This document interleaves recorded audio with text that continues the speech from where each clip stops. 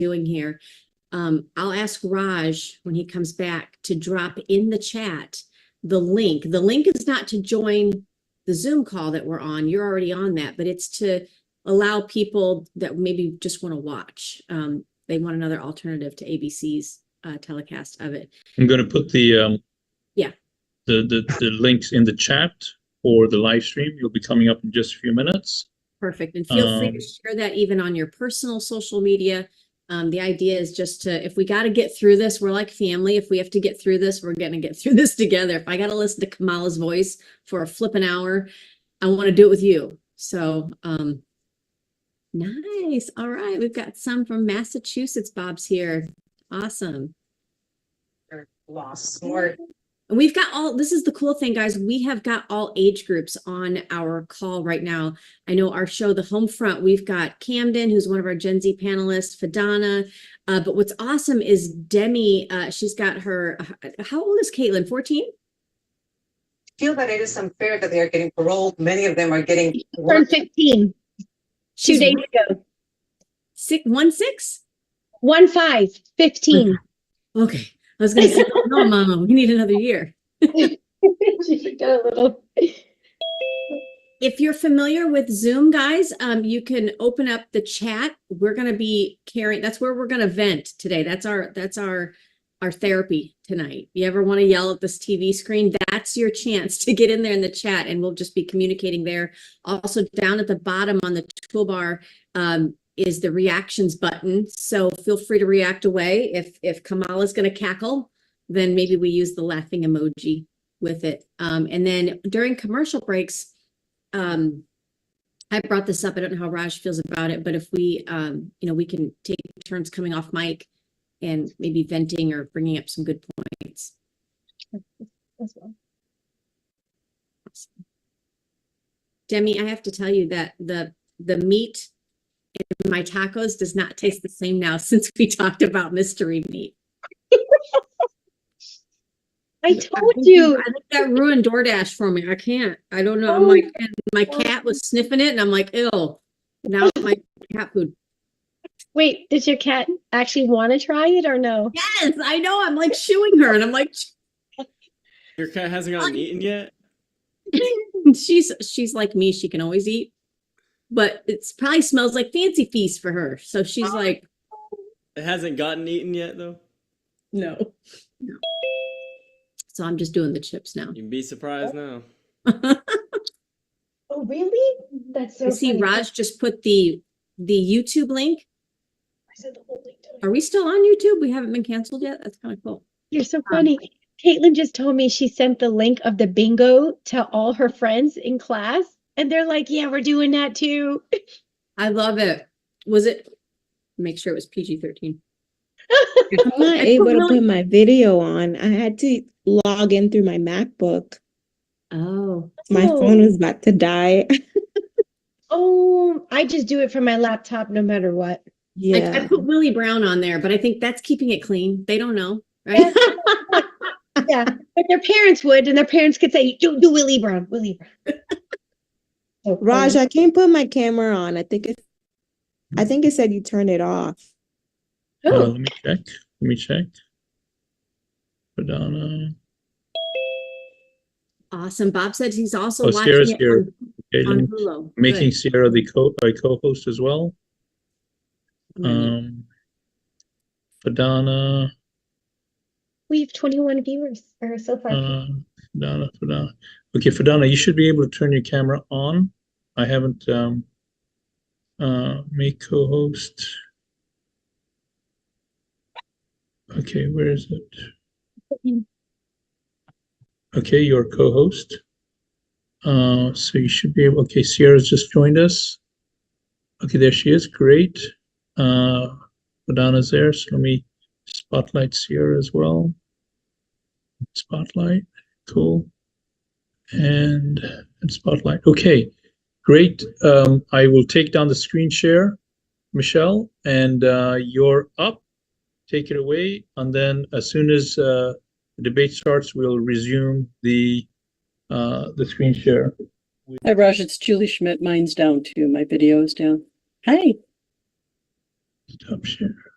And Raj, just so you know, Allie is, she's in DC. She says she's going to be just a little late. Will you be able to add her when she? Absolutely. Absolutely. So have I got all your co-hosts, Michelle, on the screen, or am I missing anyone? Are we able to squeeze Julie in here? Stand by. A co-host. Yes. Hi, Sarah. And Hi, the- I love your necklace piece. It's pretty. thank you. It's been a Thank you. while since I've seen you. I know. Taking care of this kid over here. Nice. Donna, I'm getting dizzy. There we go. Thanks. Okay, Julie's on. Thank you. Hi, Julie. Hi. I want to welcome everybody to this live stream of the debates. For those of you that just got in, I know we've got a few others that are asking for the link, so I'm trying to send that to them. But this is your way if we got to get through an hour or so of Kamala and her voice and her laughing, then I figure we should maybe do it together. Yay. I've got just spritzer in here, but some people might need something stronger to get through tonight, and that's okay. No judgment. This is the some people from the home front, obviously some of our cast members. I'm just gonna go around and I want you to just real quickly introduce yourself and tell us what you expect to be like the mic drop moment of tonight. I'll start with Demi. Oh, okay. Caitlin, who do you think is gonna win this debate? I'm Demi. This is Caitlin. She's my Hello. 15-year-old. I haven't really been following everything politic-wise, but I have a feeling we're going to see a lot of very interesting things said from Trump specifically that'll make you cackle or laugh. So Okay. We don't want to cackle that's like as far as I Kamala can though. say. Oh, God. I love it. She's a riot. How about you, Camden? Guys, one of the things I love about our show, The Home Front on Patriot TV, is that Recording stopped. because I was going to say something really bad, is that we have young people that like, Gen Zers, that's who we're fighting for is in the country. So, and I want to also real quickly welcome everybody from Sarasota Unites, everybody from Defend Florida that's joining the call. Thank you so much. There is a link under Roar 2 in the chat to YouTube. So anybody, any family member, anybody you want to share that with throughout the country, just go ahead and share it on your social media. We want more people watching as we go on. Camden, I'm going to introduce Camden from the home front and No Filter Gen Z, correct? Yes. Yeah, what's up, guys? I'm Camden.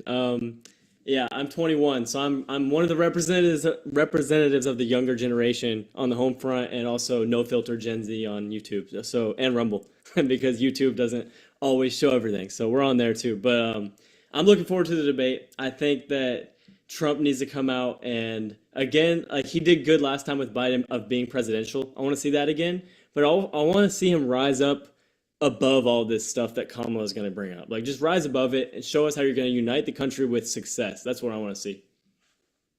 Oh, also shout out to Jim in the chat for saying he loves my shirt. Save the babies. I love that shirt. I was going to say that.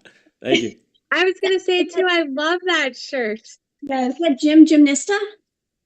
Is that the Jim? We love the Nistas. I think Jim and Sally are both on here. Okay, so yes. Yay.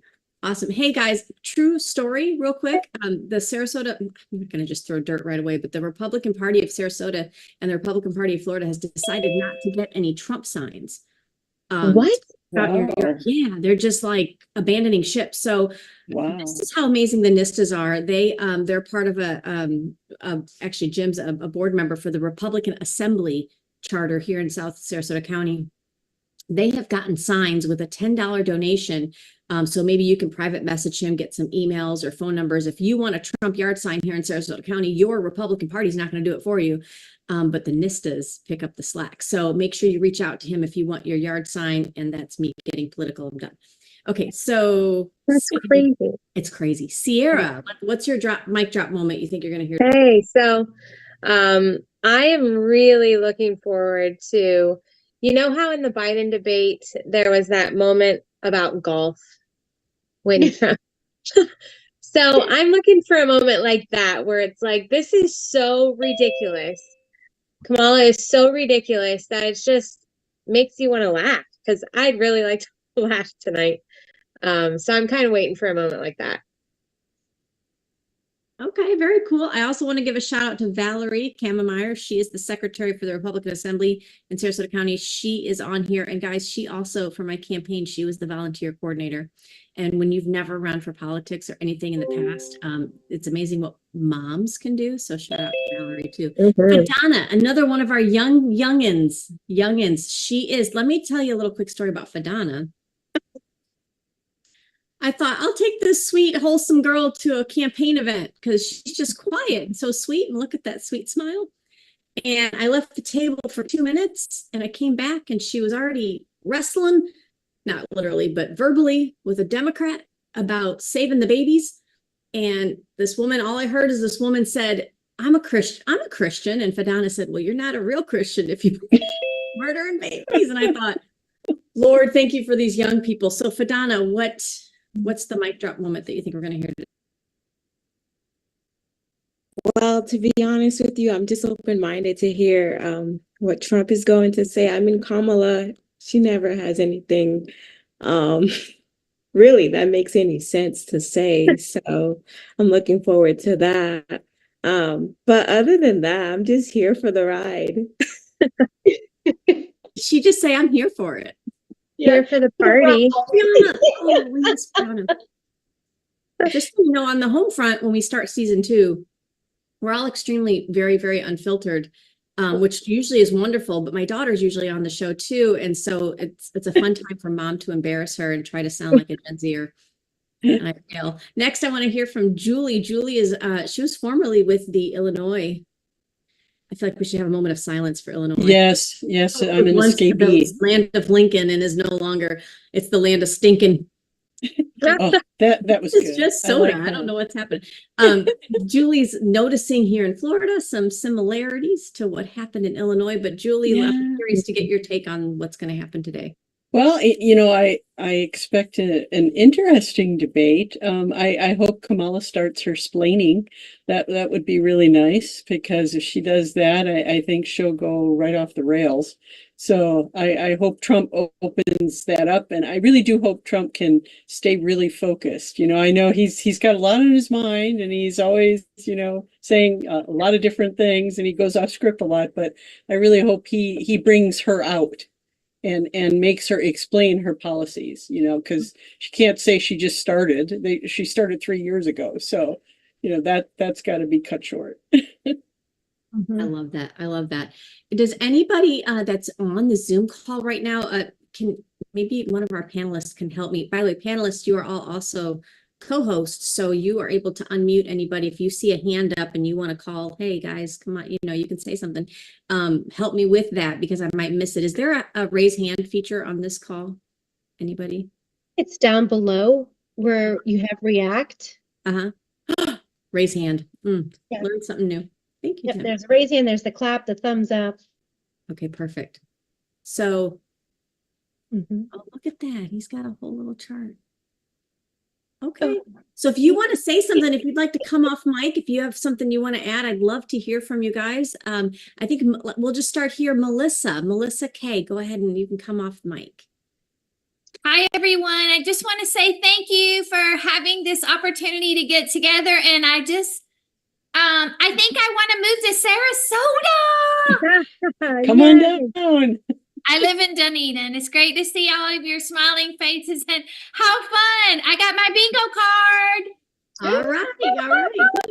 And the best part, Melissa, is that we're going to get to listen to Patriot TV's rebroadcast of it. So I think that's sometimes fun because you never know when, I know General Flynn's in the studio, you never know when he's going to pop in and just call crap or something in the middle of it.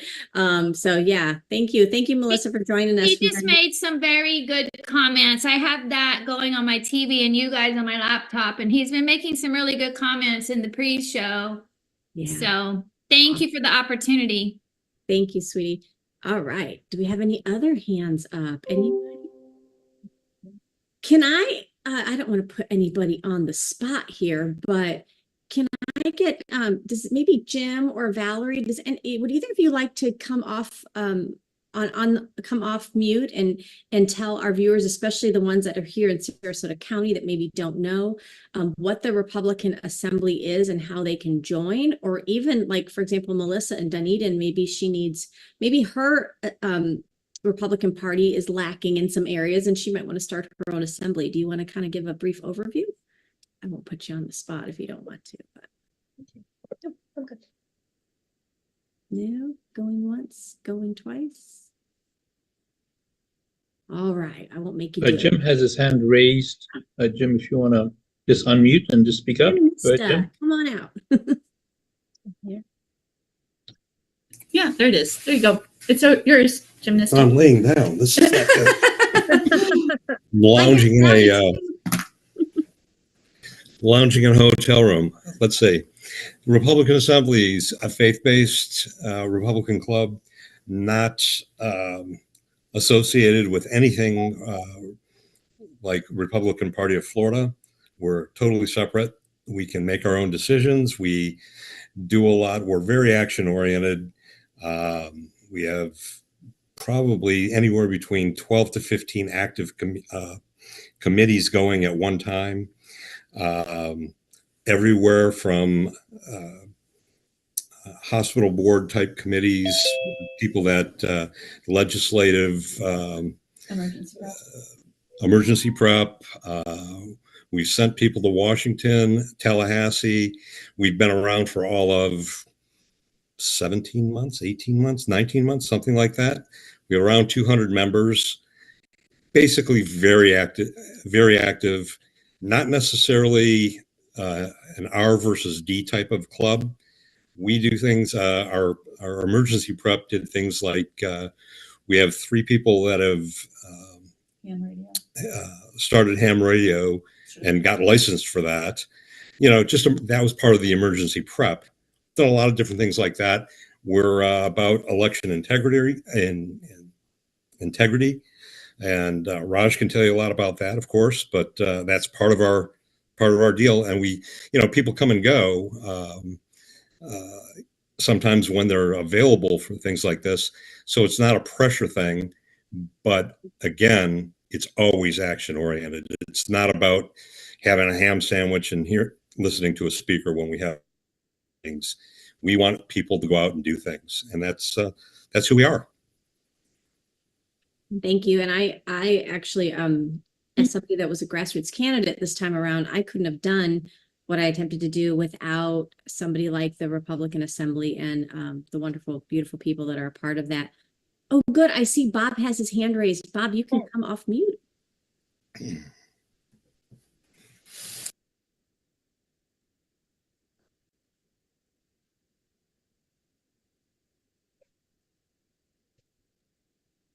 Oh, there we go. Okay, can you hear me? Yes, I can. Hi. Hi, yeah, my name's Bob. I'm in a little border town in Massachusetts, right along the Massachusetts-New Hampshire line. And I'm part of the Winchendon Republican Town Committee. And I just wanted to say I'm waiting for Cackles to start falling all over herself. It's going to be an interesting debate. Oh, geez, what did I get muted again? Oh, okay.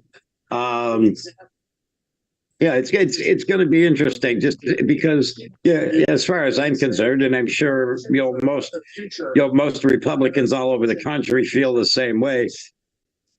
Harris hasn't had an original thought since she was installed as the top of the ticket for the Democrats. So, hey, thanks a lot for having me and sending me the invitation to join this in my email. You're very welcome, Bob. We have to stick together. So I love that you're in Massachusetts, keeping the fight on. I know that is major Kennedy territory. I just want to ask you while we have you off mute, what did you think about Kennedy joining and endorsing Trump? Did you think that was a huge game changer? Were you shocked? Actually, no, I wasn't because I think with Kennedy's got a lot of the same ideals that Trump has. But as far as like back in Trump, it surprised me, but it didn't because let's face it, Bobby Kennedy is a member of the most widely known Democrat families in the country. Okay, and and they just happen to be out of Massachusetts. So did it surprise me that he's backing Trump? Yes and no, because of the the enormity of the his being a member of that is such a huge Democrat family. Yeah, I loved when he said when they brought him on the stage, I think it was in Arizona or Nevada right after he announced his support, and he came out on stage and really said he was a diehard Democrat. And anybody who has seen or hasn't seen, I'm sorry, the Reagan movie, you have to do that. I took my mom on a mommy-daughter date last night and treated her to the movie, and I could not believe word for word, literally. They made so many comments about the Democrats back then, and he said the Democrat Party, people don't leave the Democrat Party left people, and that's exactly what Kennedy said, and I love that because it just shows how far they've shifted. So Bob, thank you so much for joining us today. I just want to ask, I know we've got a few more minutes here. Raj, do you want to give a little bit of oh, it's raining here. Sorry. Do you want to let the viewers know a little bit about, I saw there's another link here, Conservative Watch USA, that also has signs that you posted. Plus, you are the executive director yourself, and Vic Miller are the executive directors of the Home Front. So do you want to let them know a little bit about what we're doing on a little break here between season 1 and season 2, and let them know about Defend Florida? Just take the floor. Yeah, sure. Thank you. So welcome, everybody. Thank you for being here. In the chat is the link to, if you want to send that to your friends, the way we're streaming live on YouTube. I'll put that in here again. It's in the chat there. Also, and I will answer Michelle's question here in a sec. If you want to react, especially when the debate's on, we just encourage you to do that. And you can do that here on the Zoom. You can click on the chat icon. It's here, right here. It's going to be at the bottom of your screen. It's going to be a little different on your phones if you're joining us on phone. And the react button is that little heart-shaped logo right there. You can use that as well. We have just completed season 1, almost 90 episodes. So the hard work of the whole team in getting that together. We'll be starting season 2 shortly. And a lot of the people that you see on the screen here, the panelists, are from the Homefront cast. So thank you guys for being here, and for just all of what contribution you made to make that show happen. We're now 45 days out from the election. It is highly likely that the perpetrators will continue what they have been doing through the primaries and the previous election and try to manipulate the election outcome. So it is essential, so essential, that everyone that is watching the broadcast do everything they can to get their friends and neighbors to vote. It is unlikely that any county or state can alter their election procedure at the moment. The window for that is closed. So if you're using machines, you're going to be using machines. The opportunity to go switch to paper is no longer there with this short time frame. But what you can do is you can engage the 30 million Christians in this country that do not vote. We have about 90 million Christians in this country. 30 million of them, which is a big block, are not voting for various reasons. So please do everything you can to engage them. I'll put a link to a website that you can get resources on how you can speak with your pastor, speak with your priest, and implore those leaders to have their parishioners engage in the issues. They may be fed up with politics, but it behooves those leaders and Christians to engage in human trafficking, now not just abortion, but performing a permanent gender surgery on minors, some without parental consent, their increase in fentanyl, the escalation of both the Ukraine and the Middle East conflict, so that they can bring more countries in, spend more money, more people die, few people get richer. So there's a lot of things that are happening right now that need the attention of these 30 million Christians. So I'll put a link in the website for that. Just very much looking forward to the conversation that we're going to be having this evening. We're doing it this way so that you get a chance to speak with your peers instead of just watching the debate at home. You have an alternative here where you can do it, and you can chat and connect with your peers while the debate's going on. So thanks, Michelle, for that. And then Defend Florida that you mentioned, we're a grassroots organization that's been working on election transparency for the last couple of years. And thank you for those people that are on the call from Defend Florida for being on the call. If you're watching this on the replay, please make sure you go to SarasotaUnites.com, SarasotaUnites.com. I think that's the website we're using for getting information about this event. And we'll probably put a couple more links on SarasotaUnites.com if you're watching this on the replay, where you can get connected with some of the resources that we mentioned today. All right, Michelle, back to you. All right, thank you. So, guys, and I just want to reiterate in case anybody's come in a little bit late, we want you to be interactive, as interactive as you want. There is a chat feature, obviously, here on Zoom. So our Homefront panelists will all be kind of chatting together. I think it'll be even easier and more fun once the debate starts, because I don't know about you, I tend to talk to my TV, yell at my dog. Can you believe what he just said? Like, so this way, it's not like I'm talking to myself. We get to talk to other people.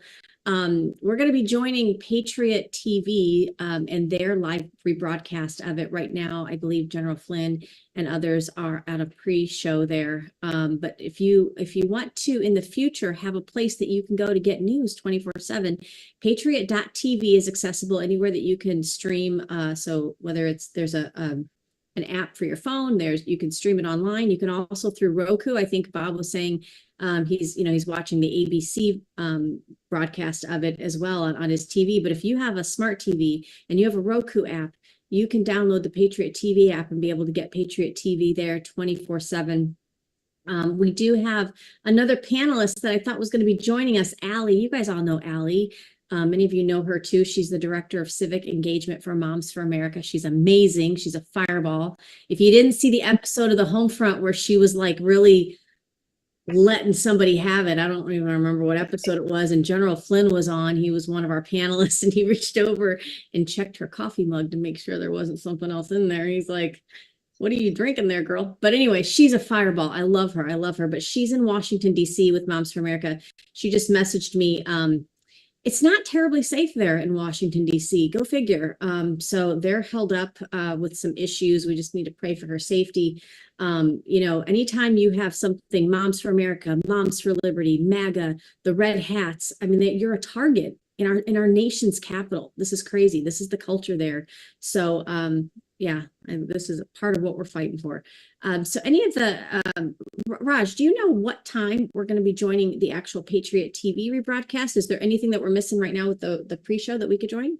Yeah, I think let's go ahead and join. General Flynn is letting them have it, if you will. So we're going to start a little earlier. Here, we're going to go over to Patriot TV.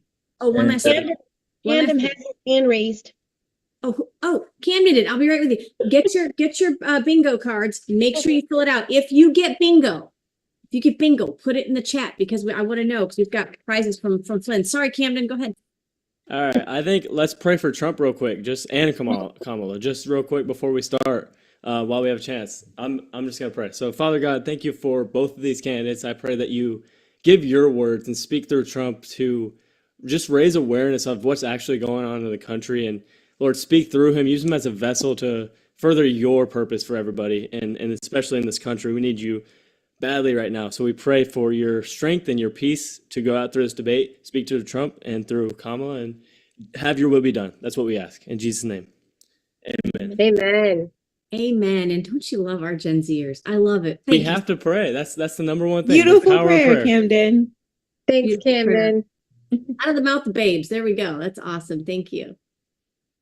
So everyone clear on the rules of engagement on your bingo card?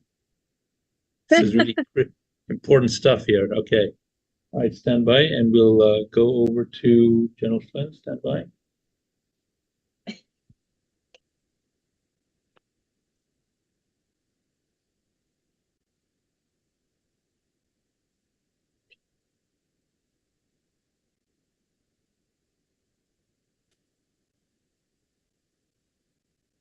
Now than you were 4 years ago.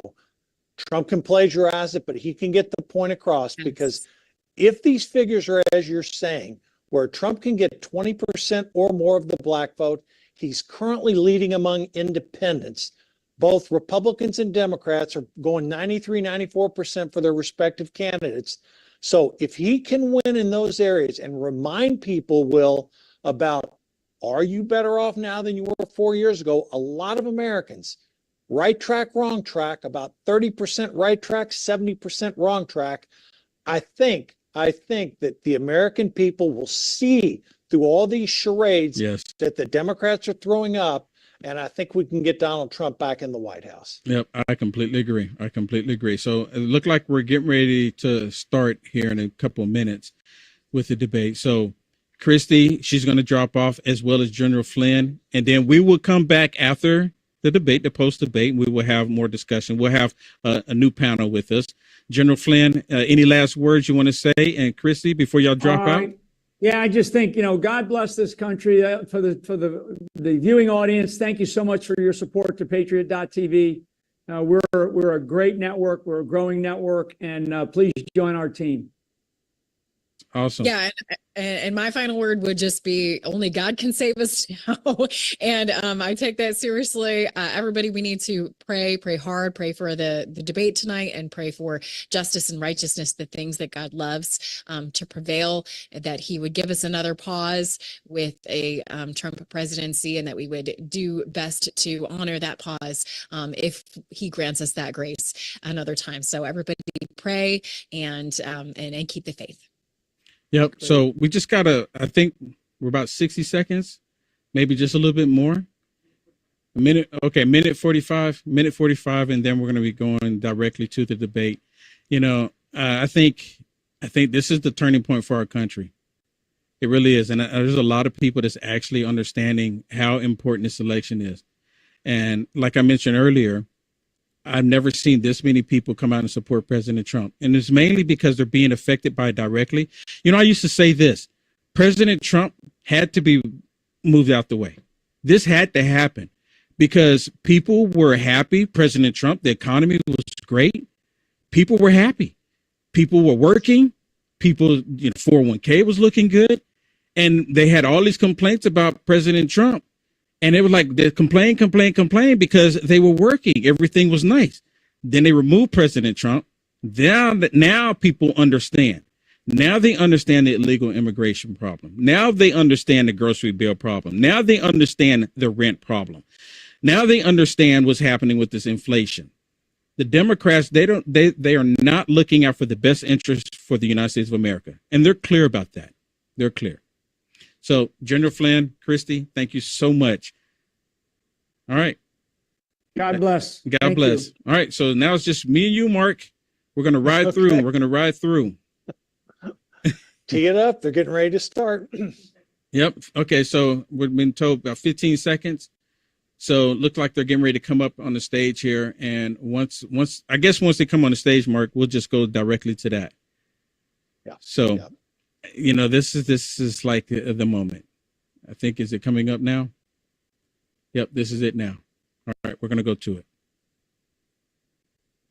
Their first face-to-face meeting in this presidential election, their first face-to-face meeting ever. A historic race for president upended just weeks ago. President Biden withdrawing after his last debate. Donald Trump now up against a new opponent. The candidates separated by the smallest of margins, essentially tied in the polls nationally and in the key battlegrounds, including right here in Pennsylvania, all still very much in play.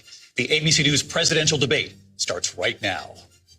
This is an ABC News special, the most consequential moment of this campaign. Kamala Harris. Together, we will chart a new way forward. Donald Donald Trump. We will soon be a great nation again. Face to face, historic. The ABC News presidential debate. Here now, David Muir and Lindsay Davis. Good evening, I'm David Muir, and thank you for joining us for tonight's ABC News presidential debate. We want to welcome viewers watching on ABC and around the world tonight.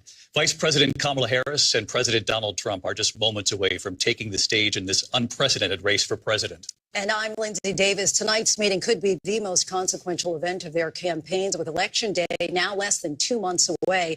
For Vice President Kamala Harris, this is her first debate since President Biden withdrew from the race on July 21st. Of course, that decision followed his debate against President Donald Trump in June. Since then, this race has taken on an entirely new dynamic. And that brings us to the rules of tonight's debate. 90 minutes with 2 commercial breaks. No topics or questions have been shared with the campaigns.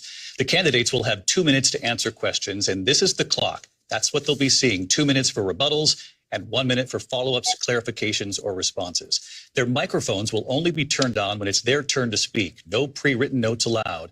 There is no audience here tonight in this hall at the National Constitution Center. This is an intimate setting for 2 candidates who have never met. President Trump won the coin toss. He chose to deliver the final closing statement of the evening. Vice President Harris selected the podium to the right. So let's now welcome the candidates to the stage. Vice President Kamala Harris and President Donald Trump.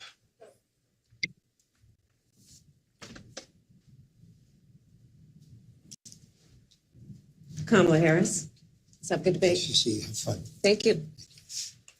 Welcome to you both. It's wonderful to have you. It's an honor to have you both here tonight. Good evening. We are looking forward to a spirited and thoughtful debate. So let's get started. I want to begin tonight with the issue that voters repeatedly say is their number one issue, and that is the economy and the cost of living in this country. Vice President Harris, you and President Trump were elected 4 years ago, and your opponent on the stage here tonight often asks his supporters, are you better off than you were 4 years ago? When it comes to the economy, do you believe Americans are better off than they were 4 years ago? So I was raised as a middle class kid, and I am actually the only person on this stage who has a plan that is about lifting up the middle class and working people of America. I believe in the ambition, the aspirations, the dreams of the American people. And that is why I imagine and have actually a plan to build what I call an opportunity economy. Because here's the thing. We know that we have a shortage of homes and housing, and the cost of housing is too expensive for far too many people. We know that young families need support to raise their children, and I intend on extending a tax cut for those families of $6,000, which is the largest child tax credit that we have given in a long time, so that those young families can afford to buy a crib, buy a car seat, buy clothes for their children. My passion, one of them, is small businesses. My mother raised my sister and me, but there was a woman who helped raise us. We call her our second mother. She was a small business owner. I love our small businesses. My plan is to give a $50,000 tax deduction to startup small businesses, knowing they are part of the backbone of America's economy. My opponent, on the other hand, his plan is to do what he has done before, which is to provide a tax cut for billionaires and big corporations, which will result in $5 trillion to America's deficit. My opponent has a plan that I call the Trump sales tax, which would be a 20% tax on everyday goods that you rely on to get through the month. Economists have said that Trump sales tax would actually result for middle-class families in about $4,000 more a year, because of his policies and his ideas about what should be the backs of middle-class people paying for tax cuts for billionaires. President Trump, I'll give you 2 minutes. First of all, I have no sales tax. That's an incorrect statement. She knows that. We're doing tariffs on other countries. Other countries are going to finally, after 75 years, pay us back for all that we've done for the world. And the tariff will be substantial in some cases. I took in billions and billions of dollars, as you know, from China. In fact, they never took the tariff off because it was so much money they can't. It would totally destroy everything that they've set out to do. They're taking in billions of dollars from China and other places. They've left the tariffs on. When I had it, I had tariffs, and yet I had no inflation. Look, we've had a terrible economy because inflation which is really known as a country buster. It breaks up countries. We have inflation like very few people have ever seen before, probably the worst in our nation's history. We were at 21%, but that's being generous because many things are 50, 60, 70, and 80% higher than they were just a few years ago. This has been a disaster for people, for the middle class, but for every class. On top of that, we have millions of people pouring into our country from prisons and jails, from mental institutions and insane asylums, and they're coming in and they're taking jobs that are occupied right now by African Americans and Hispanics, and also unions. Unions are going to be affected very soon. And you see what's happening. You see what's happening with towns throughout the United States. You look at Springfield, Ohio. You look at Aurora in Colorado. They are taking over the towns. They're taking over buildings. They're going in violently. These are the people that Xi and Biden led into our country, and they're destroying our country. They're dangerous. They're at the highest level of criminality, and we have to get them out. We have to get them out fast. I created one of the greatest economies in the history of our country. I'll do it again and even better. We are going to get to immigration and border security during this debate, but I would like to let Vice President Harris respond on the economy here. Well, I would love to. Let's talk about what Donald Trump left us. Donald Trump left us the worst unemployment since the Great Depression. Donald Trump left us the worst public health epidemic in a century. Donald Trump left us the worst attack on our democracy since the Civil War. And what we have done is clean up Donald Trump's mess. What we have done and what I intend to do is build on what we know are the aspirations and the hopes of the American people. But I'm going to tell you all in this debate tonight, you're going to hear from the same old tired playbook, a bunch of lies, grievances, and name calling. What you're going to hear tonight is a detailed and dangerous plan called Project 2025 that the former president intends on implementing if he were elected again. I believe very strongly that the American people want a president who understands the importance of bringing us together, knowing we have so much more in common than what separates us. And I pledge to you to be a president for all Americans. President Trump will give you a minute here to respond. Number one, I have nothing to do, as you know, and as she knows better than anyone, I have nothing to do with Project 2025. That's out there. I haven't read it. I don't want to read it purposely. I'm not going to read it. This was a group of people that got together. They came up with some ideas, I guess some good, some bad, but it makes no difference. I have nothing to do. Everybody knows I'm an open book. Everybody knows what I'm going to do. Cut taxes very substantially and create a great economy like I did before. We had the greatest economy. We got hit with a pandemic. And the pandemic was not since 1917, where 100 million people died, has there been anything like it. We did a phenomenal job with the pandemic. We handed them over a country where the economy and where the stock market was higher than it was before the pandemic came in. Nobody's ever seen anything like it. We made ventilators for the entire world. We got gowns, we got masks, we did things that nobody thought possible. And people give me credit for rebuilding the military. They give me credit for a lot of things, but not enough credit for the great job we did with the pandemic. But the only jobs they got were bounce back jobs. These were jobs bounce back, and it bounced back and it went to their benefit. But I was the one that created them. They know it, and so does everybody else. Vice President Harris, I'll let you respond. So Donald Trump has no plan for you. And when you look at his economic plan, it's all about tax breaks for the richest people. I am offering what I describe as an opportunity economy. And the best economists in our country, if not the world, have reviewed our relative plans for the future of America. What Goldman Sachs has said is that Donald Trump's plan would make the economy worse. Mine would strengthen the economy. What the Wharton School has said is Donald Trump's plan would actually explode the deficit. 16 Nobel laureates have described his economic plan as something that would increase inflation and by the middle of next year would invite a recession. You just have to look at where we are and where we stand on the issues. And I'd invite you to know that Donald Trump actually has no plan for you because he is more interested in defending himself than he is in looking out for you. It's just a soundbite. They gave her that to say, look, I went to the Wharton School of Finance, and many of those professors, the top professors, think my plan is a brilliant plan. It's a great plan. It's a plan that's going to bring up our worth, our value as a country. It's going to make people want to be able to go and work and create jobs and create a lot of good, solid money for our country. And just to finish off, she doesn't have a plan. She copied Biden's plan, and it's like 4 sentences. Like run, spot, run. 4 sentences that are just, oh, we'll try and lower taxes. She doesn't have a plan. Take a look at her plan. She doesn't have a plan.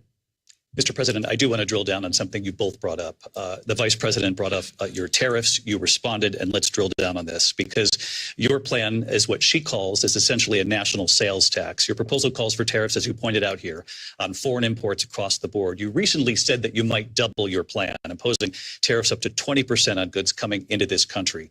As you know, many economists say that with tariffs at that level, costs are then passed on to the consumer. Vice President Harris has argued it'll mean higher prices on gas, food, clothing, medication, arguing it costs the typical family nearly $4,000 a year. Do you believe Americans can afford higher prices because of tariffs? They're not going to have higher prices. What's going to have and who's going to have higher prices is China and all of the countries that have been ripping us off for years. I was the only president ever. China was paying us hundreds of billions of dollars, and so were other countries. And, you know, if she doesn't like them, they should have gone out and they should have immediately cut the tariffs. But those tariffs are there 3.5 years now under their administration. We are going to take in billions of dollars, hundreds of billions of dollars. I had no inflation, virtually no inflation. They had the highest inflation perhaps in the history of our country because I've never seen a worse period of time. People can't go out and buy cereal or bacon or eggs or anything else. The people of our country are absolutely dying with what they've done.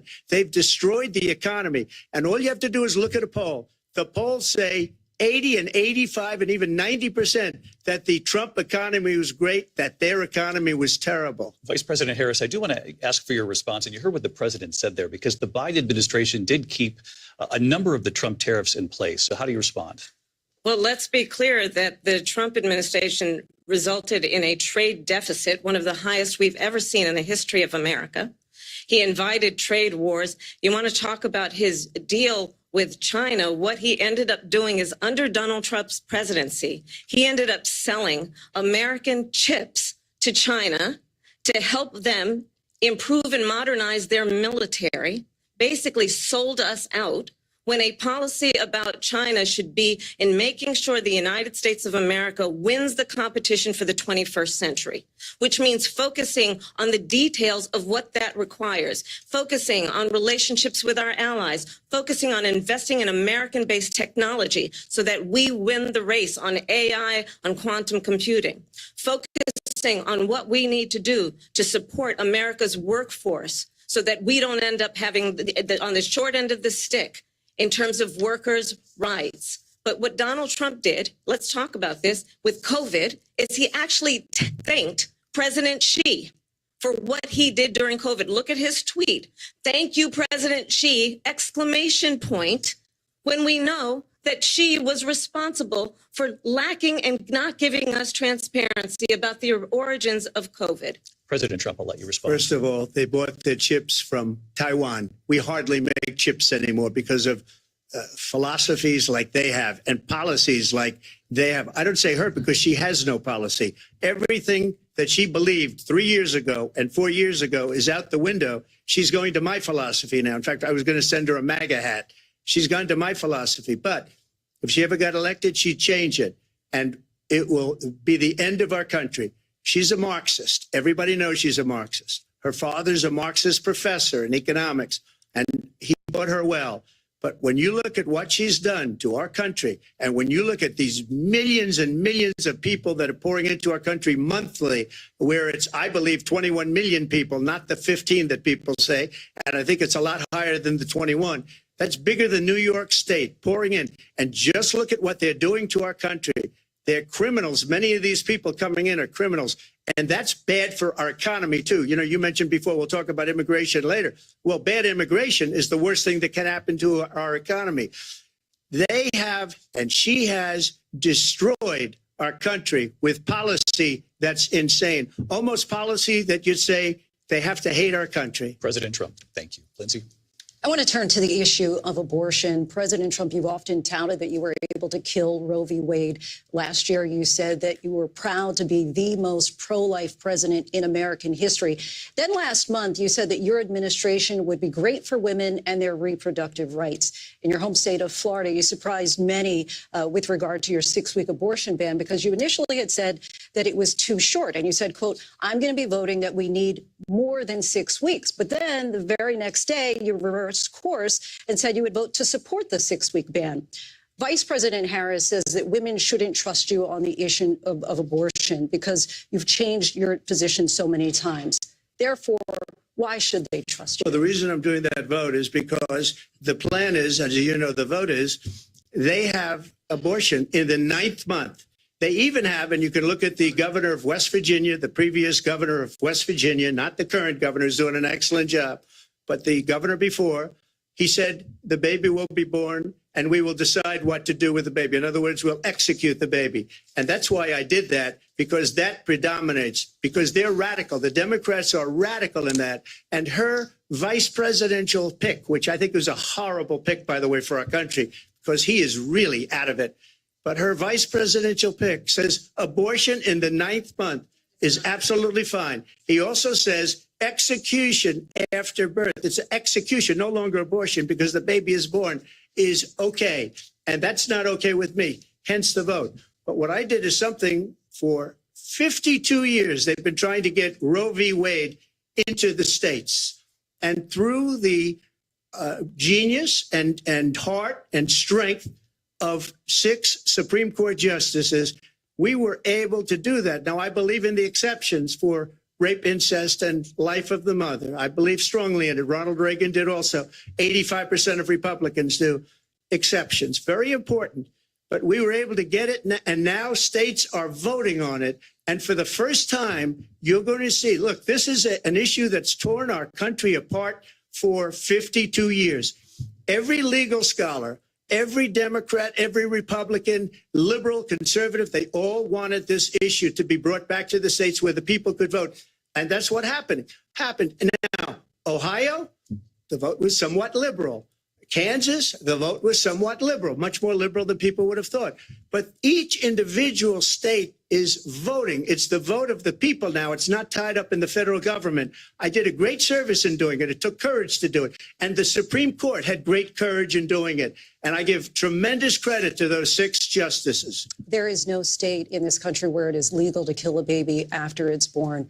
Madam Vice President, I want to get your response to President Trump. Well, as I said, you're going to hear a bunch of lies, and that's not actually a surprising fact. Let's understand how we got here. Donald Trump hand-selected 3 members of the United States Supreme Court with the intention that they would undo the protections of Roe v. Wade. And they did exactly as he intended. And now in over 20 states, there are Trump abortion bans, which make it criminal for a doctor or nurse to provide health care. In one state, it provides prison for life. Trump abortion bans that make no exception even for rape and incest, which understand what that means. A survivor of a crime of violation to their body does not have the right to make a decision about what happens to their body next. That is immoral. And one does not have to abandon their faith or deeply held beliefs to agree. The government, and Donald Trump certainly, should not be telling a woman what to do with her body. I have talked with women around our country. You want to talk about this is what people wanted? Pregnant women who want to carry a pregnancy to term, suffering from a miscarriage, being denied care in an emergency room because the healthcare providers are afraid they might go to jail, and she's bleeding out in a car in the parking lot. She didn't want that. Her husband didn't want that. A 12 or 13-year-old survivor of incest being forced to carry a pregnancy to term. They don't want that. And I pledge to you, when Congress passes a bill to put back in place the protections of Roe v. Wade, as President of the United States, I will proudly sign it into law. But understand, if Donald Trump were to be reelected, he will sign a national abortion ban. Understand, in his Project 2025, there would be a national abortion, a monitor that would be monitoring your pregnancies, your miscarriages. I think the American people believe that certain freedoms, in particular the freedom to make decisions about one's own body, should not be made by the government. Thank you, Vice President Harris. Well, there she goes again. It's a lie. I'm not signing a ban, and there's no reason to sign a ban because we've gotten what everybody wanted. Democrats, Republicans, and everybody else, and every legal scholar wanted it to be brought back into the states, and the states are voting. And it may take a little time, but for 52 years, this issue has torn our country apart, and they've wanted it back in the states. And I did something that nobody thought was possible. The states are now voting. What she says is an absolute lie. And as far as the abortion ban, no, I'm not in favor of abortion ban, but it doesn't matter because this issue has now been taken over by the states. Would you veto a national abortion ban if it came Well, to I your won't desk? have to because, again, two things. Number one, she said she'll go back to Congress. She'll never get the vote. It's impossible for her to get the vote, especially now with the 50-50 and essentially 50-50 in both Senate and the House. She's not going to get the vote. She can't get the vote. She won't even come close to it. So it's just talk. You know what it reminds me of when they said they're going to get student loans terminated, and it ended up being a total catastrophe. The student loans, and then her, I think probably her boss, if you call him a boss, he spends all his time on the beach. But look, her boss went out and said, we'll do it again. We'll do it a different way. And he went out, got rejected again by the Supreme Court. So all these students got taunted with this whole thing about this whole idea and how unfair that would have been. Part of the reason they lost to the millions and millions of people that had to pay off their student loans. They didn't get it for free, but they were saying it's the same way that they talked about that they talk about abortion. But if I could just get a yes or no, because your running mate, J.D. Vance, has said that you would veto it if it did come to your desk. Well, I didn't discuss it with J.D. In all fairness, J.D. And I don't mind if he has a certain view, but I think he was speaking for me, but I really didn't. Look, we don't have to discuss it because she'd never be able to get it, just like she couldn't get student loans. They couldn't get student loans. They didn't even come close to getting student loans. They taunted young people and a lot of other people that had loans. They can never get this approved. So it doesn't matter what she says about going to Congress. So wonderful. Let's go to Congress, do it. But the fact is that for years, they wanted to get it out of Congress and out of the federal government. And we did something that everybody said couldn't be done. And now you have a vote of the people on abortion. Vice President Harris, I want to give you your time to respond, but I do want to ask, would you support any restrictions on a woman's right to an abortion? I absolutely support reinstating the protections of Roe v. Wade. And as you rightly mentioned, nowhere in America is a woman carrying a pregnancy to term and asking for an abortion. That is not happening. It's insulting to the women of America. And understand what has been happening under Donald Trump's abortion bans. Couples who pray and dream of having a family are being denied IVF treatments. What is happening in our country? Working people, working women who are working one or two jobs, who can barely afford childcare as it is, have to travel to another state to get on a plane sitting next to strangers to go and get the health care she needs. Barely can afford to do it. And what you are putting her through is unconscionable. And the people of America have not, the majority of Americans believe in a woman's right to make decisions about her own body. And that is why in every state where this issue has been on the ballot, in red and blue states both, the people of America have voted for freedom. Vice President Harris, Excuse me, I thank have to respond. Another lie. It's another lie. I have been a leader on IVF, which is fertilization. The IVF, I have been a leader. In fact, when they got a very negative decision on IVF from the Alabama courts, I saw the people of Alabama and the legislature 2 days later voted it in. I've been a leader on it. They know that, and everybody else knows it. I have been a leader on fertilization, IVF. And the other thing, you should ask, will she allow abortion in the 8th month, 9th month, 7th month? Come on. Okay, would you do that? Why don't you ask her that question? Why don't you That's answer the the problem. question? Would you Because veto? under Roe v. Answer Wade, the question. you Would you could veto? you could do abortions in the 7th month, the 8th month, the 9th That's month, not true. and probably after birth. Just look at the former governor of Virginia. The governor of Virginia said, we put the baby aside and then we determine what we want to do with the baby. President Trump, thank you. We're going to turn now to immigration and border security. We know it's an issue that's important to Republicans, Democrats, voters across the board in this country. Vice President Harris, you were tasked by President Biden with getting to the root causes of migration from Central America. We know that illegal border crossings reached a record high in the Biden administration. This past June, President Biden imposed tough new asylum restrictions. We know the numbers since then have dropped significantly. But my question to you tonight is, why did the administration wait until 6 months before the election to act? And would you have done anything differently from President Biden on this? So I'm the only person on this stage who has prosecuted transnational criminal organizations for the trafficking of guns, drugs, and human beings. And let me say that the United States Congress, including some of the most conservative members of the United States Senate, came up with a border security bill, which I supported. And that bill would have put 1,500 more border agents on the border to help those folks who are working there right now overtime, trying to do their job. It would have allowed us to stem the flow of fentanyl coming into the United States.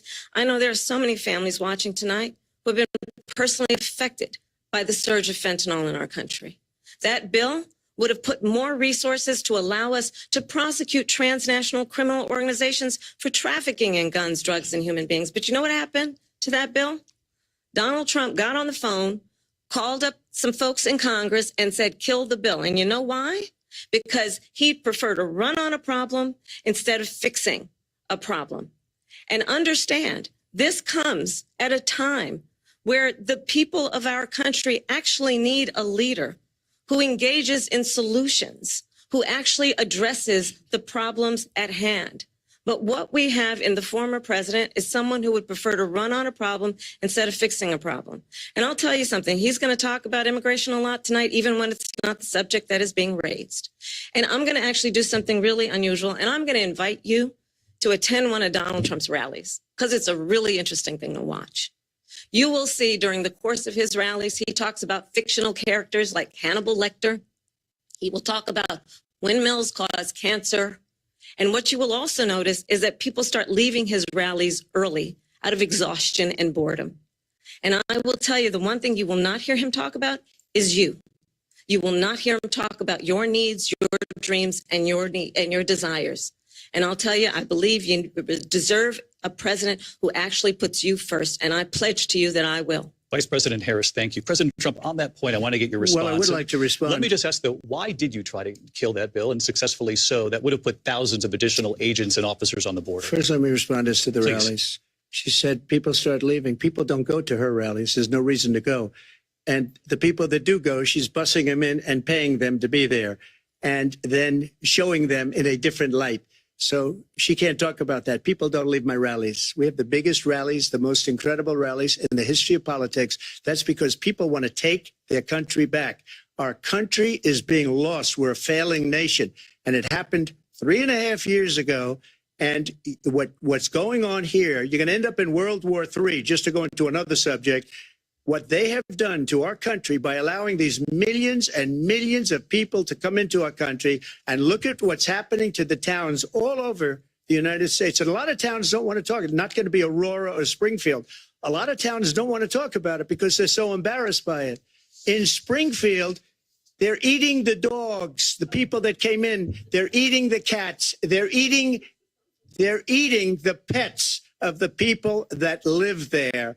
And this is what's happening in our country. And it's a shame. As far as rallies are concerned, as far as the reason they go is they like what I say. They want to bring our country back. They want to make America great again. It's a very simple phrase, make America great again. She's destroying this country. And if she becomes president, this country doesn't have a chance of success. Not only success, we'll end up being Venezuela on steroids. I just want to clarify here. You bring up Springfield, Ohio, and ABC News did reach out to the city manager there. He told us there have been no credible reports of specific claims of pets being harmed, injured, or abused by individuals within the immigrant community. Well, I've seen people on television. Let me just say here, this is the people on television say my dog was taken and used for food. So maybe he said that, and maybe that's a good thing to say for a city manager. I'm not taking this from but television. The people I'm on taking it from television the city saying their manager. dog was eaten by the people that went there. Again, the Springfield city manager says there's no evidence of that. Vice We'll President find Harris, out. I'll let you respond to the rest of what you've heard. You talk about extreme. This is, I think, one of the reasons why in this election, I actually have the endorsement of 200 Republicans who have formerly worked with President Bush, Mitt Romney, and John McCain, including the endorsement of former Vice President Dick Cheney and Congress member Liz Cheney. And if you want to really know the inside track on who the former president is, if he didn't make it clear already, just ask people who have worked with him. His former chief of staff, a four-star general, has said he has contempt for the Constitution of the United States. His former national security advisor has said he is dangerous and unfit. His former Secretary of Defense has said the nation, the Republic, would never survive another Trump term. And when we listen to this kind of rhetoric, when the issues that affect the American people are not being addressed, I think the choice is clear in this election. President Trump, I'll give you a quick minute to respond here. Thank you, because when I hear that, see, I'm a different kind of a person. I fired most of those people. Not so graciously. They did bad things or a bad job. I fired them. They never fired one person. They didn't fire anybody having to do with Afghanistan and the Taliban and the 13 people who's were just killed, viciously and violently killed. And I got to know the parents and the family. They didn't fire. They fired all those generals, all those top people, because that was one of the most incompetently handled situations anybody has ever seen. So when somebody does a bad job, I fire him. And you take a guy like Esper, he was no good, I fired him. So he writes a book. Another one writes a book, because with me, they can write books. With nobody else can they? But they have done such a poor job, and they never fire anybody. Look at the economy. Look at the inflation. They didn't fire any of their economists. They have the same people. That's a good way not to have books written about you. But just to finish, I got more votes than any Republican in history by far. In fact, I got more votes than any president, sitting president in history by far. Let me continue on immigration. It was what you wanted to talk about earlier. So let's get back to your deportation proposal that the vice president has reacted to as well. President Trump, you call this the largest domestic deportation operation in the history of our country. You say you would use the National Guard. You say if things get out of control, you'd have no problem using the U.S. military. Police, yes. You also said you would use local police. How would you deport 11 million undocumented immigrants? I know you believe that number is much higher.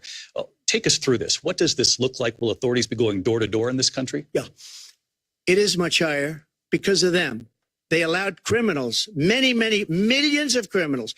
They allowed terrorists. They allowed common street criminals. They allowed people to come in, drug dealers, to come into our country. And they're now in the United States and told by their countries like Venezuela, don't ever come back or we're going to kill you. Do you know that crime in Venezuela and crime in countries all over the world is way down? You know why? Because they've taken their criminals off the street and they've given them to her to put into our country.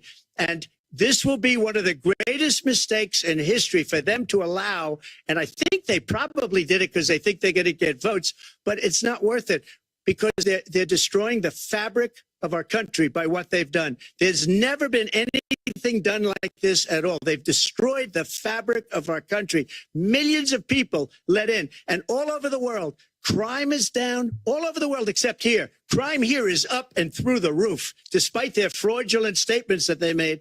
Crime in this country is through the roof. And we have a new form of crime. It's called migrant crime. And it's happening at levels that nobody thought possible. President Trump, as you know, the FBI says overall violent crime is actually coming down in this country. But Vice Excuse me, President the Harris, FBI they were defrauding statements. They didn't include the worst cities. They didn't include the cities with the worst crime. It was a fraud, just like their number of 818,000 jobs that they said they created turned out to be a fraud. President Trump, thank you. I'll let you respond, Vice President Harris. Well, I think this is so rich coming from someone who has been prosecuted for national security crimes, economic crimes, election interference, has been found liable for sexual assault, and his next big court appearance is in November at his own criminal sentencing.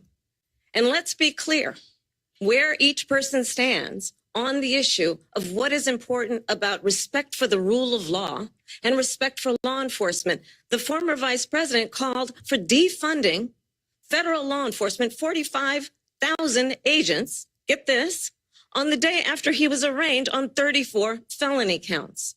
So let's talk about what is important in this race. It is important that we move forward, that we turn the page on this same old tired rhetoric and address the needs of the American people, address what we need to do about the housing shortage, which I have a plan for, address what we must do to support our small businesses, address bringing down the price of groceries. But frankly, the American people are exhausted with this same old tired playbook. Vice President Harris, thank you. Excuse me. Every one of those cases was started by them against their political opponent. And I'm winning most of them, and I will win the rest on appeal.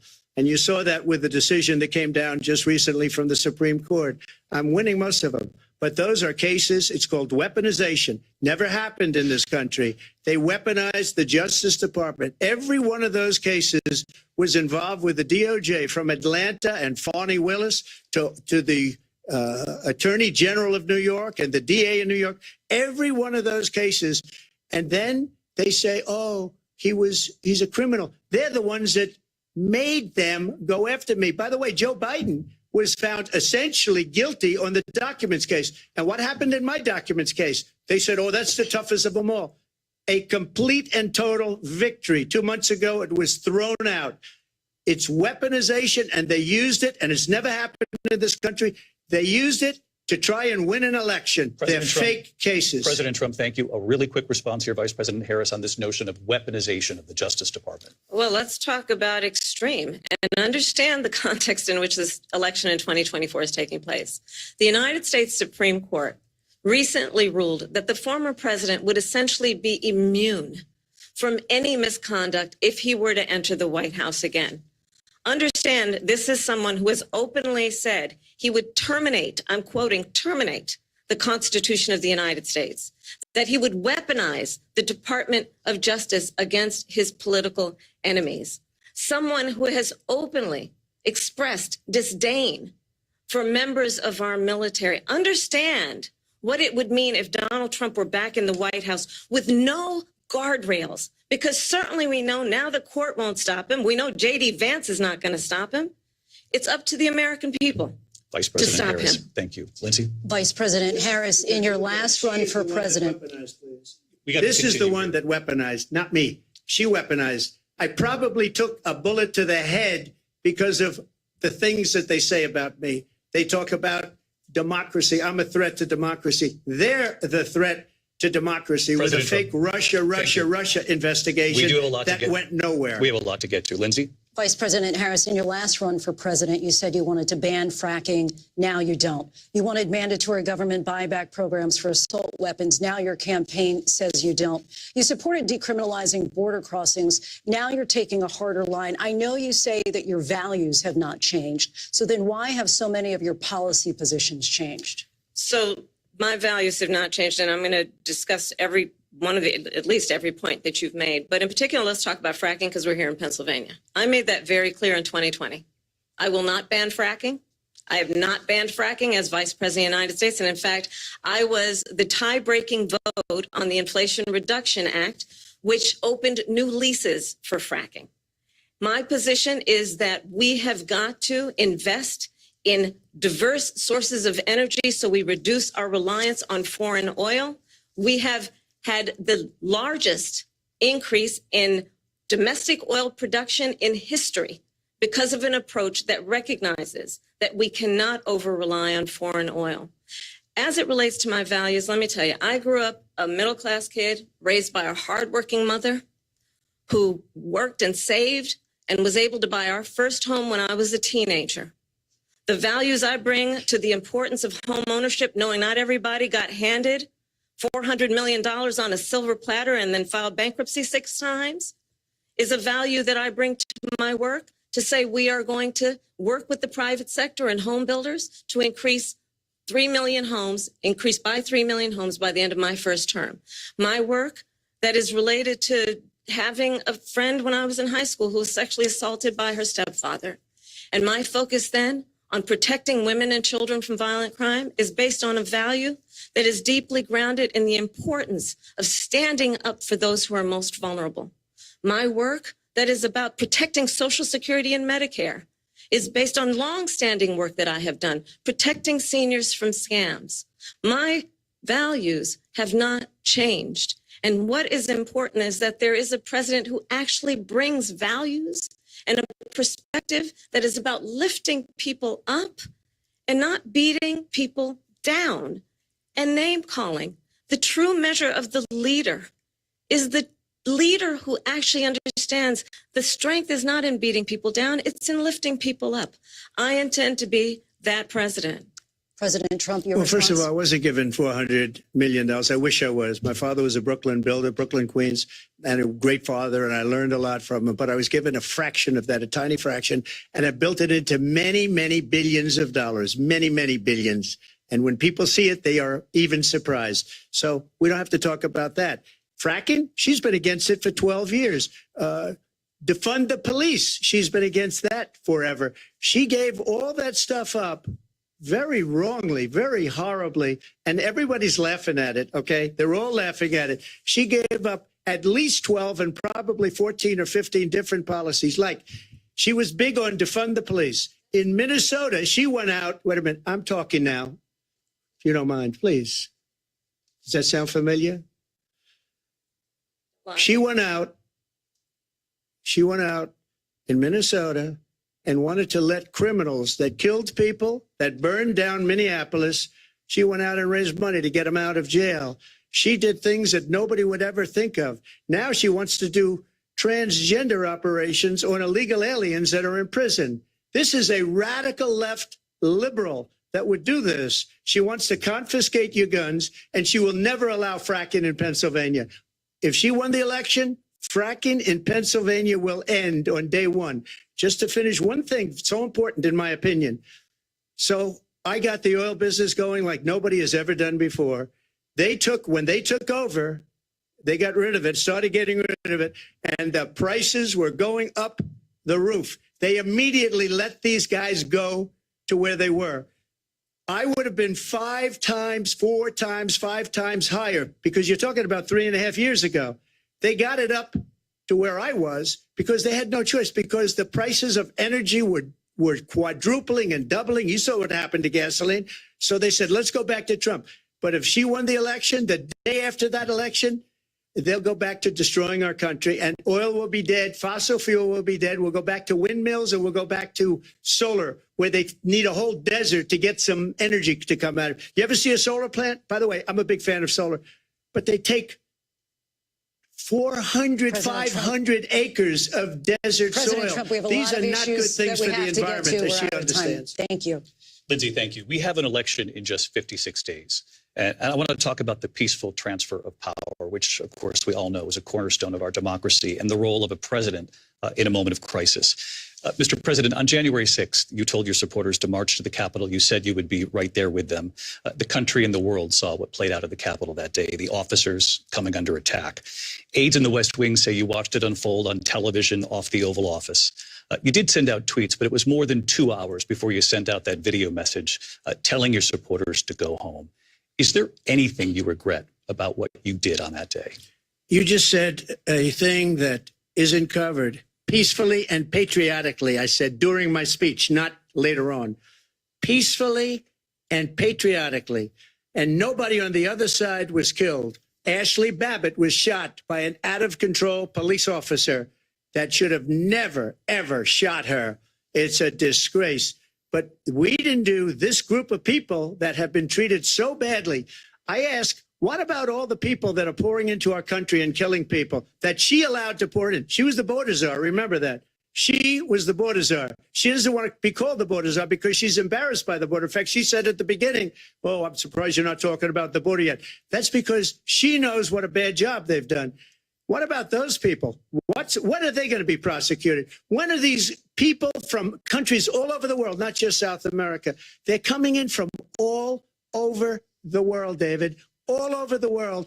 And crime rates are down all over the world because of it. But let me just when are those, David, when are those people going to be prosecuted? When are the people that burned down Minneapolis going to be prosecuted? Or in Seattle? They went into Seattle. They took over a big percentage of the city of Seattle. When are those people going to be prosecuted?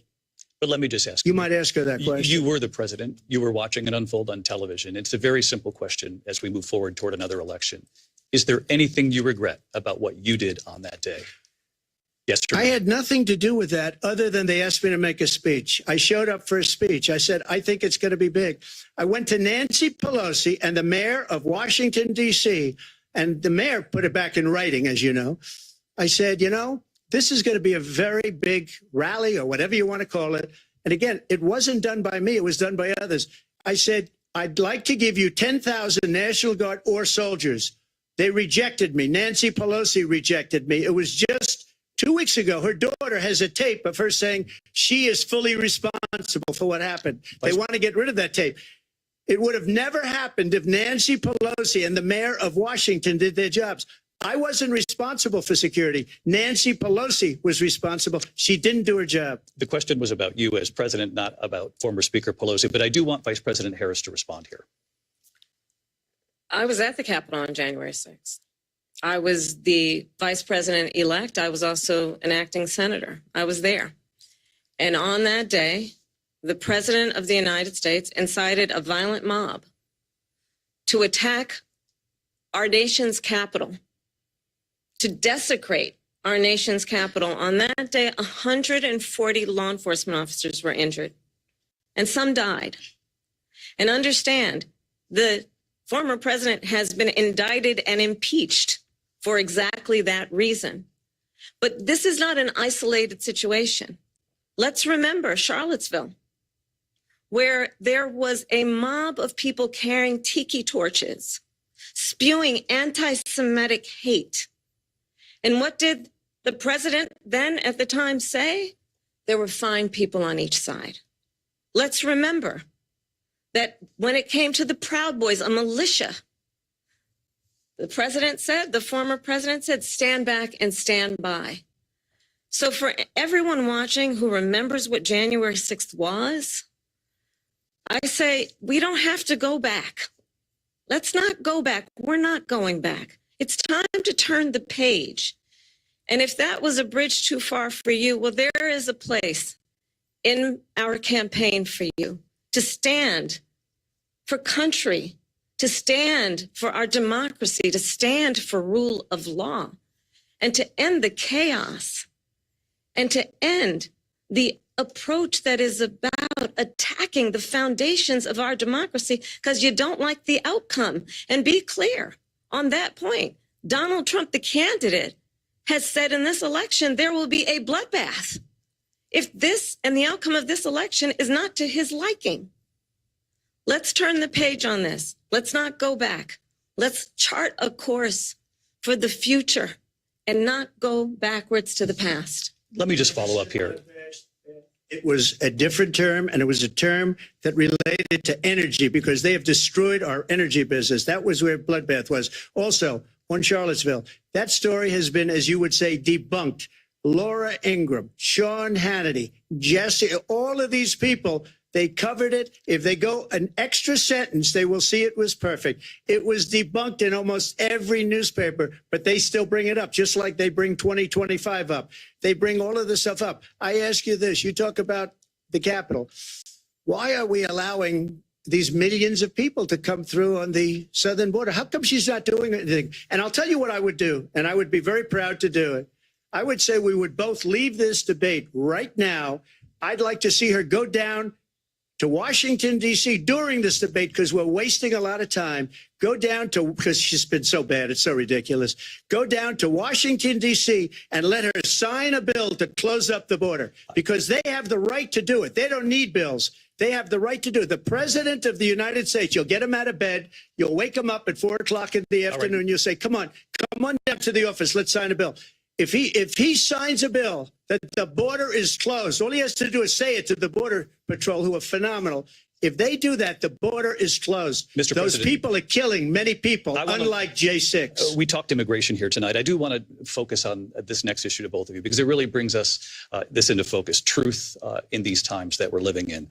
Mr. President, for 3.5 years after you lost the 2020 election, you repeatedly falsely claimed that you won, many times saying you won in a landslide. In the past couple of weeks leading up to this debate, you have said, quote, you lost by a whisker, that you, quote, didn't quite make it, that you came up a little bit short. I said that? Are you now acknowledging that you lost in 2020? No, I don't acknowledge that at all. But I you said did that say that. sarcastically. You know that. It was said, oh, we lost by a whisker. That was said sarcastically. Look, there's so much proof. All you have to do is look at it. And they should have sent it back to the legislatures for approval. I got almost 75 million votes, the most votes any sitting president has ever gotten. I was told if I got 63, which was what I got in 2016, you can't be beaten. The election, people should never be thinking about it. An election is fraudulent. We need two things. We need walls. And we have to have it. We have to have borders, and we have to have good elections. Our elections are bad. And a lot of these illegal immigrants coming in, they're trying to get them to vote. They can't even speak English. They don't even know what country they're in practically. And these people are trying to get them to vote. And that's why they're allowing them to come into our country. I did watch all of these pieces of video.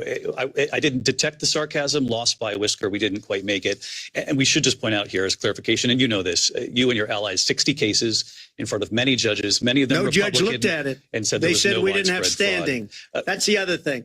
They said we didn't have standing, a technicality. Can you imagine a system where a person in an election doesn't have standing? The president of the United States doesn't have standing. That's how we lost. If you look at the facts, and I'd love to have you'll do a special on it. I'll show you Georgia, and I'll show you Wisconsin, and I'll show you Pennsylvania, and I'll show you. We have so many facts and statistics, but you know what? That doesn't matter, because we have to solve the problem that we have right now. That's old news. And the problem that we have right now is we have a nation in decline, and they have put it into decline. We have a nation that is dying, David. Mr. President, thank you. Vice President Harris, you heard the president there tonight. He said he didn't say that he lost by a whisker. So he still believes he did not lose the election that was won by President Biden and yourself. But I do want to ask you about something that's come up in the last couple of days. This was a post from President Trump about this upcoming election just weeks away. He said, when I win, those people who cheated, and then he lists donors, voters, election officials, he says will be prosecuted to the fullest extent of the law, which will include long-term prison sentences. One of your campaign's top lawyers responded saying, we won't let Donald Trump intimidate us. We won't let him suppress the vote. Is that what you believe he's trying to do here? Donald Trump was fired by 81 million people. So let's be clear about that. And clearly he is having a very difficult time processing that. But we cannot afford to have a president of the United States who attempts, as he did in the past, to upend the will of the voters in a free and fair election. And I'm going to tell you that I have traveled the world as vice president of the United States, and world leaders are laughing at Donald Trump. I have talked with military leaders, some of whom worked with you, and they say you're a disgrace. And when you then talk in this way in a presidential debate and deny what over and over again are court cases you have lost because you did, in fact, lose that election, it leads one to believe that perhaps we do not have in the candidate to my right the temperament or the ability to not be confused about fact. That's deeply troubling, and the American people deserve better. I'll give you 1 minute to respond, Mr. President. Let me just say about world leaders. Viktor Orban, one of the most respected men, they call him a strong man. He's a tough person, smart, Prime Minister of Hungary. They said, why is the whole world blowing up? 3 years ago, it wasn't. Why is it blowing up? He said, because you need Trump back as president. They were afraid of him. China was afraid, and I don't like to use the word afraid, but I'm just quoting him. China was afraid of him. North Korea was afraid of him. Look at what's going on with North Korea, by the way. He said Russia was afraid of him. I ended the Nord Stream 2 pipeline, and Biden put it back on day one, but he ended the XL pipeline. The XL pipeline in our country, he ended that. But he let the Russians build a pipeline going all over Europe and heading into Germany, the biggest pipeline in the world. Look, Viktor Orban said it. He said the most respected, most feared person is Donald Trump. We had no problems when Trump was president. But when this weak, pathetic man that you saw at a debate just a few months ago, that if he weren't in that debate, he'd be running instead of her. She got no votes. He got 14 million votes. What you did, you talk about a threat to democracy. He got 14 million votes and they threw him out of office. And you know what? I'll give you a little secret. He hates her. He can't stand her. But he got 14 million votes. They threw him out. She got 0 votes. And when she ran, she was the first one to leave because she failed. And now she's running. I don't understand it, but I'm okay with it because your time is I up. think we're Thank going to you. do very well. We've got a lot more to get to. Turning now Yes. to the Israel-Hamas war and the hostages who are still being held, Americans among them. Vice President Harris, in December, you said, quote, Israel has a right to defend itself, but you added, quote, it matters how, saying international humanitarian law must be respected. Israel must do more to protect innocent civilians. You said that 9 months ago. Now an estimated 40,000 Palestinians are dead. Nearly 100 hostages remain. Just last week, Prime Minister Benjamin Netanyahu said there's not a deal in the making. President Biden has not been able to break through the stalemate. How would you do it? Well, let's understand how we got here. On October 7, Hamas, a terrorist organization, slaughtered 1,200 Israelis, many of them young people who were simply attending a concert. Women were horribly raped. And so absolutely, I said then, I say now, Israel has a right to defend itself. We would. And how it does so matters, because it is also true, far too many innocent Palestinians have been killed. Children, mothers. What we know is that this war must end. It must end immediately. And the way it will end is we need a ceasefire deal and we need the hostages out. And so we will continue to work around the clock on that. Work around the clock, also understanding that we must chart a course for a two-state solution. And in that solution, there must be security for the Israeli people and Israel, and in equal measure for the Palestinians. But the one thing I will assure you always, I will always give Israel the ability to defend itself, in particular as it relates to Iran and any threat that Iran and its proxies pose to Israel. But we must have a two-state solution where we can rebuild Gaza, where the Palestinians have security, self-determination, and the dignity they so rightly deserve.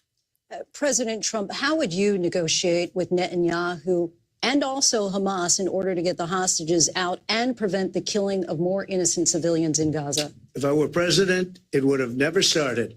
If I were president, Russia would have never, ever, I know Putin very well, he would have never, and there was no threat of it either, by the way, for 4 years, have gone into Ukraine and killed millions of people when you add it up, far worse than people understand what's going on over there.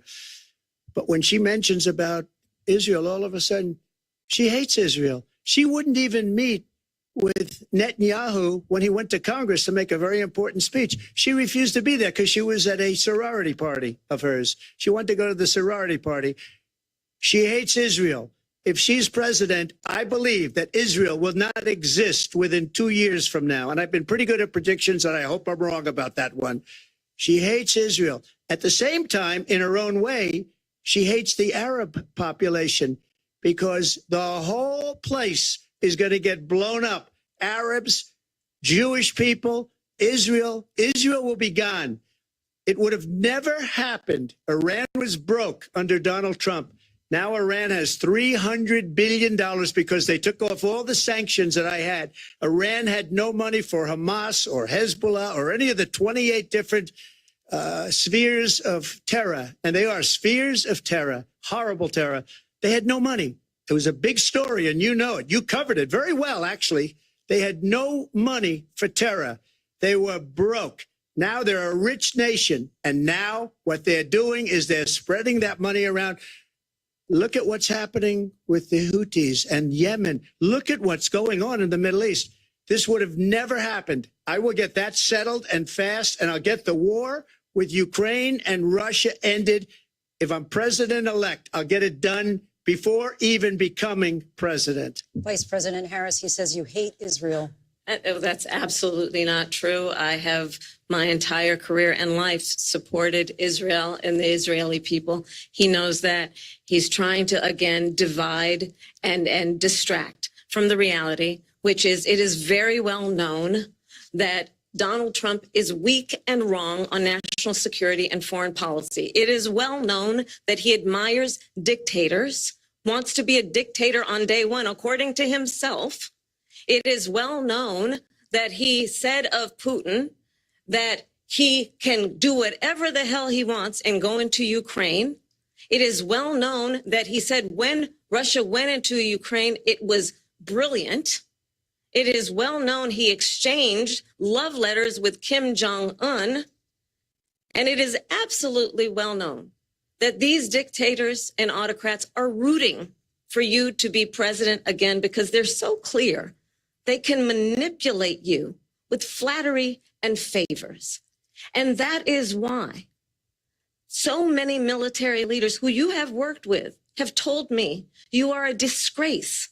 That is why we understand that we have to have a president who is not consistently weak and wrong on Vice President national security, Harris. including the importance of upholding and respecting in highest regard our military. Vice President Harris, thank you. They're the ones, and she's the one that caused it, that's weak on national security by allowing every nation last month for the year, 168 different countries sending people into our country. Their crime rates are way down. Putin endorsed her last week, said, I hope she wins. And I think he meant it because what he's gotten away with is absolutely incredible. It wouldn't have happened with me. The leaders of other countries think that they're weak and incompetent, and they are. They're grossly incompetent. And I just ask one question. Why does Biden go in and kill the Keystone Pipeline and approve the single biggest deal that Russia's ever made, Nord Stream 2, the biggest pipeline anywhere in the world going to Germany and all over Europe? Because they're weak and they're ineffective. And Biden, by the way, President gets paid Trump, a lot of money. Thank you. We have a lot of issues to get to. We'll be right back with much more of this historic ABC News presidential debate from the National Constitution Center right here in Philadelphia. Back in a moment.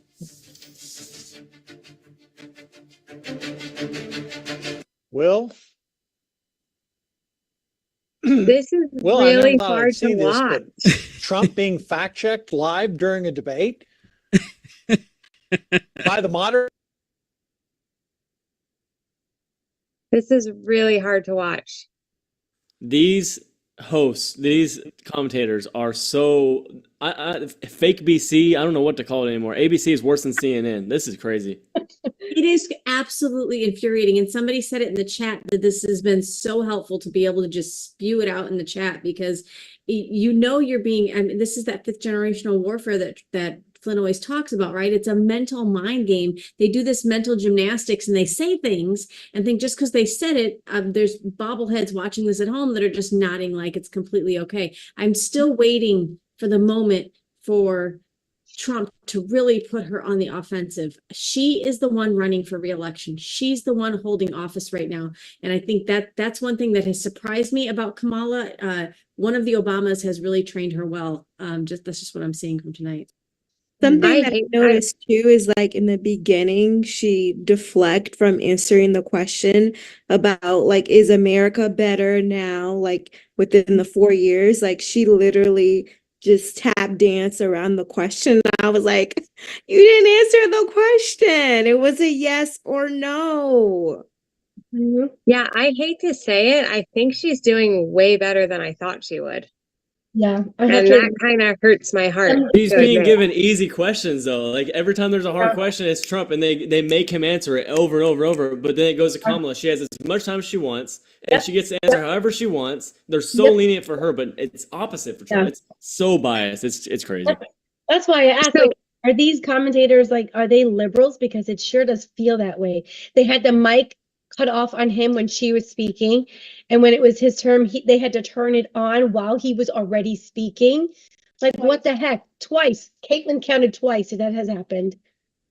The thing is, though, we recognize that, but probably the majority of people don't recognize that. So it's really tough because she seems to be doing pretty well, and nobody else is going to notice these nuances that we notice, the bias and the easy questions and all of that. They're just going to see that she's winning the debate. You know, and not laughing.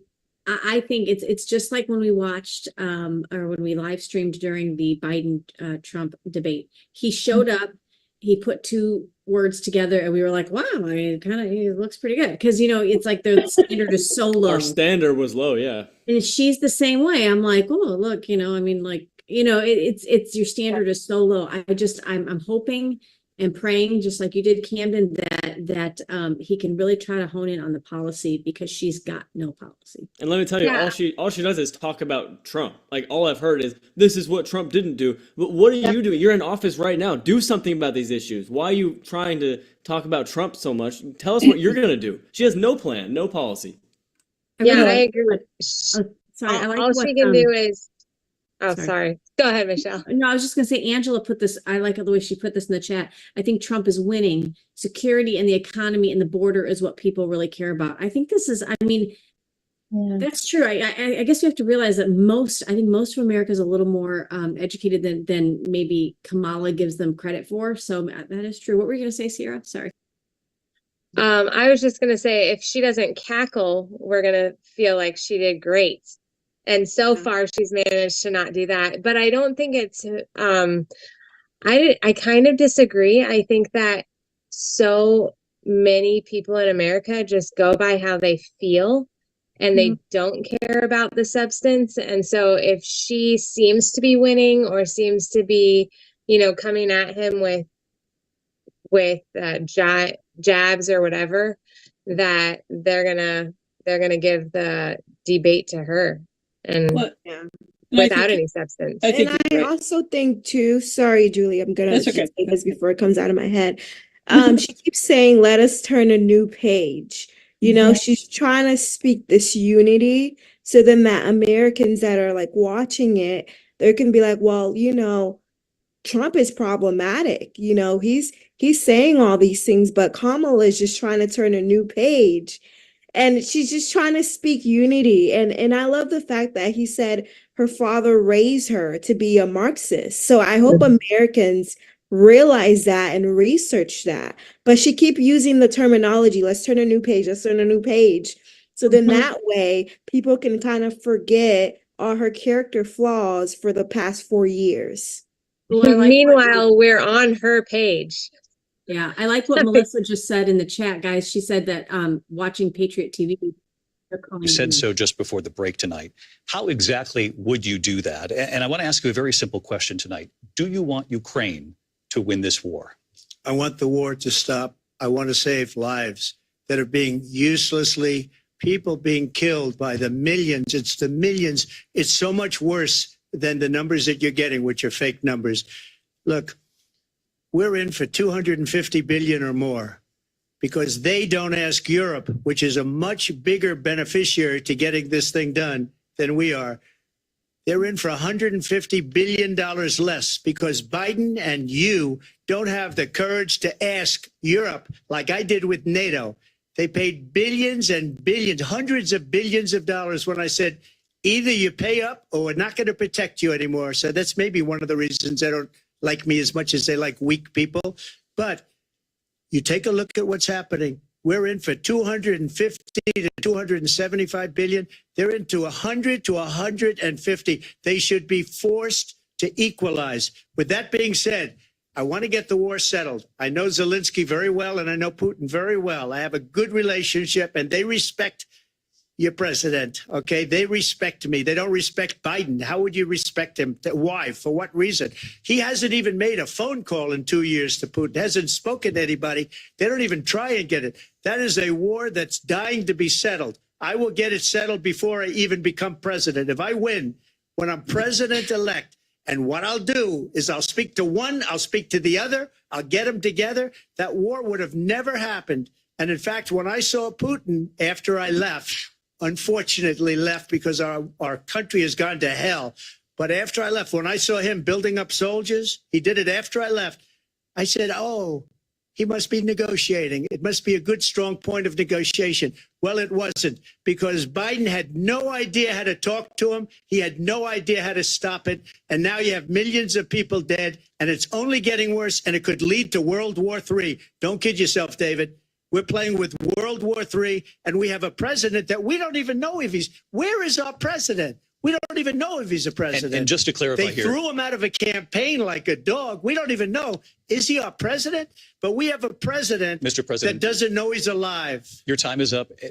Just to clarify in the question, do you believe it's in the U.S. best interest for Ukraine to win this war? Yes or no? I think it's the U.S. best interest to get this war finished and just get it done. All right. Negotiate a deal, because we have to stop all of these human lives from being destroyed. I want to take this to Vice President Harris. I want to get your thoughts on support for Ukraine in this moment, but also as Commander-in-Chief, if elected, how would you deal with Vladimir Putin? And would it be any different from what we're seeing from President Biden? Well, first of all, it's important to remind the former president, you're not running against Joe Biden, you're running against me. I believe the reason that Donald Trump says that this war would be over within 24 hours is because he would just give it up. And that's not who we are as Americans. Let's understand what happened here. I actually met with Zelensky a few days before Russia invaded, tried through force to change territorial boundaries, to defy one of the most important international rules and norms, which is the importance of sovereignty and territorial integrity. And I met with President Zelensky. I shared with him American intelligence about how he could defend himself. Days later, I went to NATO's eastern flank, to Poland and Romania. And through the work that I and others did, we brought 50 countries together to support Ukraine in its righteous defense. And because of our support, because of the air defense, the ammunition, the artillery, the javelins, the Abrams tanks that we have provided, Ukraine stands as an independent and free country. If Donald Trump were president, Putin would be sitting in Kyiv right now. And understand what that would mean, because Putin's agenda is not just about Ukraine. Understand why the European allies and our NATO allies are so thankful that you are no longer president, and that we understand the importance of the greatest military alliance the world has ever known, which is NATO, and what we have done to preserve the ability of Zelensky and the Ukrainians to fight for their independence. Otherwise, Putin would be sitting in Kyiv with his eyes on the rest of Europe, starting with Poland. And why don't you tell the 800,000 Polish Americans right here in Pennsylvania how quickly you would give up for the sake of favor and what you think is a friendship with what is known to be a dictator who would eat you for lunch. Vice President Harris, thank you. We've heard from both of you on Ukraine tonight. Afghanistan came up in the last hour. I wanted her to respond to something you said earlier, and I'll give you a minute here. Putin would be sitting in Moscow, and he wouldn't have lost 300,000 men and women, but he would have been sitting in Moscow. Quiet, please. He would have been sitting in Moscow much happier than he is right now. But eventually, you know, he's got a thing that other people don't have. He's got nuclear weapons. They don't ever talk about that. He's got nuclear weapons. Nobody ever thinks about that. And eventually, maybe he'll use them, and maybe he hasn't been that threatening, but he does have that. Something we don't even like to talk about. Nobody likes to talk about it. But just so you understand, they sent her to negotiate peace before this war started. 3 days later, he went in and he started the war. because everything they said was weak and stupid. They said the wrong things. That war should have never started. She was the emissary. They sent her in to negotiate with Zelensky and Putin, and she did. And the war started 3 days later. And that's the kind of talent we have with her. She's worse than Biden. In my opinion, I think he's the worst president in the history of our country. She goes down as the worst vice president in the history of our country. But let me tell you something. She is a horrible negotiator. They sent her in to negotiate. As soon as they left, Putin did the invasion. President Trump, thank you. You did bring up something. You said she went to negotiate with Vladimir Putin. Vice President Harris, have you ever met Vladimir Putin? Can you clarify tonight? Yet again, I said it at the beginning of this debate, you're going to hear a bunch of lies coming from this fella. And that is another one. When I went to meet with President Zelensky, I've now met with him over 5 times. The reality is it has been about standing as America always should, as a leader upholding international rules and norms, as a leader who shows strength, understanding that the alliances we have around the world are dependent on our ability to look out for our friends and not favor our enemies because you adore strong men instead of caring about democracy. And that is very much what is at stake here. The President of the United States is commander in chief.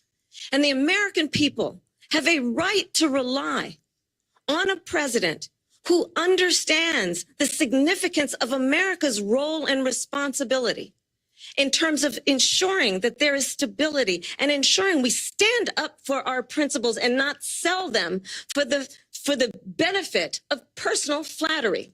We've talked about Ukraine and Vladimir Putin. I do want to talk about Afghanistan. It came up in the first hour of this debate. I wanted to move on to Afghanistan. Said Trump did the most amazing thing I've ever seen. He got these countries, the 28 countries at the time, to pay up. He said, I've never seen. He's the head of NATO. He said, I've never seen. For years, we were paying almost all of NATO. We were being ripped off by European nations, both on trade and on NATO. I got them to pay up by saying one of the statements you made before, if you don't pay, we're not going to protect you. President Otherwise, Trump. we would have never gotten it. He said it was one of the most incredible jobs that he's ever seen done. Thank you. I want to turn to Afghanistan. It came up in the first hour of the debate, and we witnessed a poignant moment today on Capitol Hill, honoring the soldiers who died in the chaotic withdrawal from Afghanistan. I do want to ask the Vice President, do you believe you bear any responsibility in the way that withdrawal played out? Well, I will tell you, I agreed with President Biden's decision to pull out of Afghanistan. 4 presidents said they would, and Joe Biden did. And as a result, America's taxpayers are not paying the $300 million a day we were paying for that endless war. And as of today, there is not one member of the United States military who is in active duty in a combat zone in any war zone around the world, the first time this century. But let's understand how we got to where we are. Donald Trump, when he was president, negotiated one of the weakest deals you can imagine. He calls himself a deal maker. Even his national security advisor said it was a weak, terrible deal. And here's how it went down. He bypassed the Afghan government. He negotiated directly with a terrorist organization called the Taliban. The negotiation involved the Taliban getting 5,000 Taliban terrorists released. And get this. And the president at the time invited the Taliban to Camp David, a place of storied significance for us as Americans, a place where we honor the importance of American diplomacy, where we invite and receive respected world leaders. And this former president, as president, invited them to Camp David because he does not, again, appreciate the role and responsibility of the President of the United States to be commander-in-chief with a level of respect. And this gets back to the point of how he has consistently disparaged and demeaned members of our military, fallen soldiers, and the work that we must do to uphold the strength and the respect of the United States of America around the world. Vice President Harris, thank you. President Trump, your response to her saying that you began the negotiations with the Taliban. So if you take a look at that period of time, the Taliban was killing our soldiers, a lot of them, with snipers. And I got involved with the Taliban because the Taliban was doing the killing. That's the fighting force within Afghanistan. They don't bother doing that because, you know, they deal with the wrong people all the time. But I got involved. And Abdul is the head of the Taliban. He is still the head of the Taliban. And I told Abdul, don't do it anymore. You do it anymore, you're going to have problems. And he said, why do you send me a picture of my house? I said, you're going to have to figure that out, Abdul. And for 18 months, we had nobody killed. We did have an agreement negotiated by Mike Pompeo. It was a very good agreement. The reason it was good, it was we were getting out. We would have been out faster than them, but we wouldn't have lost the soldiers. We wouldn't have left many Americans behind, and we wouldn't have left $85 billion worth of brand new, beautiful military equipment behind. And just to finish, they blew it. The agreement said you have to do this, and they didn't do it. They didn't do it. The agreement was terminated by us because they didn't do what they were supposed to do. I want to move on. And these people did the worst withdrawal, and in my opinion, the most embarrassing moment in the history of our country. And by the way, that's why Russia attacked Ukraine, because they saw how incompetent she and her boss are. President Trump, thank you. I want to move on now to race and politics in this country. Mr. President, you recently said of Vice President Harris, quote, I didn't know she was black until a number of years ago when she happened to turn black, and now she wants to be known as black. I want to ask a bigger picture question here tonight. Why do you believe it's appropriate to weigh in on the racial identity of your opponent? I don't, and I don't care. I don't care what she is. I don't care. You make a big deal out of something. I couldn't care less. Whatever she wants to be is okay with me. But those were your words. So I'm asking. I don't know. I mean, all I can say is I read where she was not black, that she put out, and I'll say that. And then I read that she was black, and that's okay. Either one was okay with me. That's up to her. That's up to her. Vice President Harris, your thoughts on this? I think it's, I mean, honestly, I think it's a tragedy that we have someone who wants to be president who has consistently, over the course of his career, attempted to use race to divide the American people. You know, I do believe that the vast majority of us know that we have so much more in common than what separates us, and we don't want this kind of approach that is just constantly trying to divide us, and especially by race. And let's remember how Donald Trump started. He was land, he owned buildings, and he was investigated because he refused to rent property to black families. Let's remember, this is the same individual who took out a full-page ad in the New York Times calling for the execution of 5 young Black and Latino boys who were innocent, the Central Park 5. Took out a full-page ad calling for their execution. This is the same individual who spread birther lies about the first Black president of the United States. And I think the American people want better than that, want better than this, want someone who understands, as I do, I travel our country. We see in each other a friend. We see in each other a neighbor. We don't want a leader who is constantly trying to have Americans point their fingers at each other. I meet with people all the time who tell me, can we please just have discourse about how we're going to invest in the aspirations and the ambitions and the dreams of the American people? Knowing that regardless of people's color or the language their grandmother speaks, we all have the same dreams and aspirations and want a president who invests in those, not in hate and division. Vice President Harris, thank you. Lindsay? President Trump, this is now your 3rd time.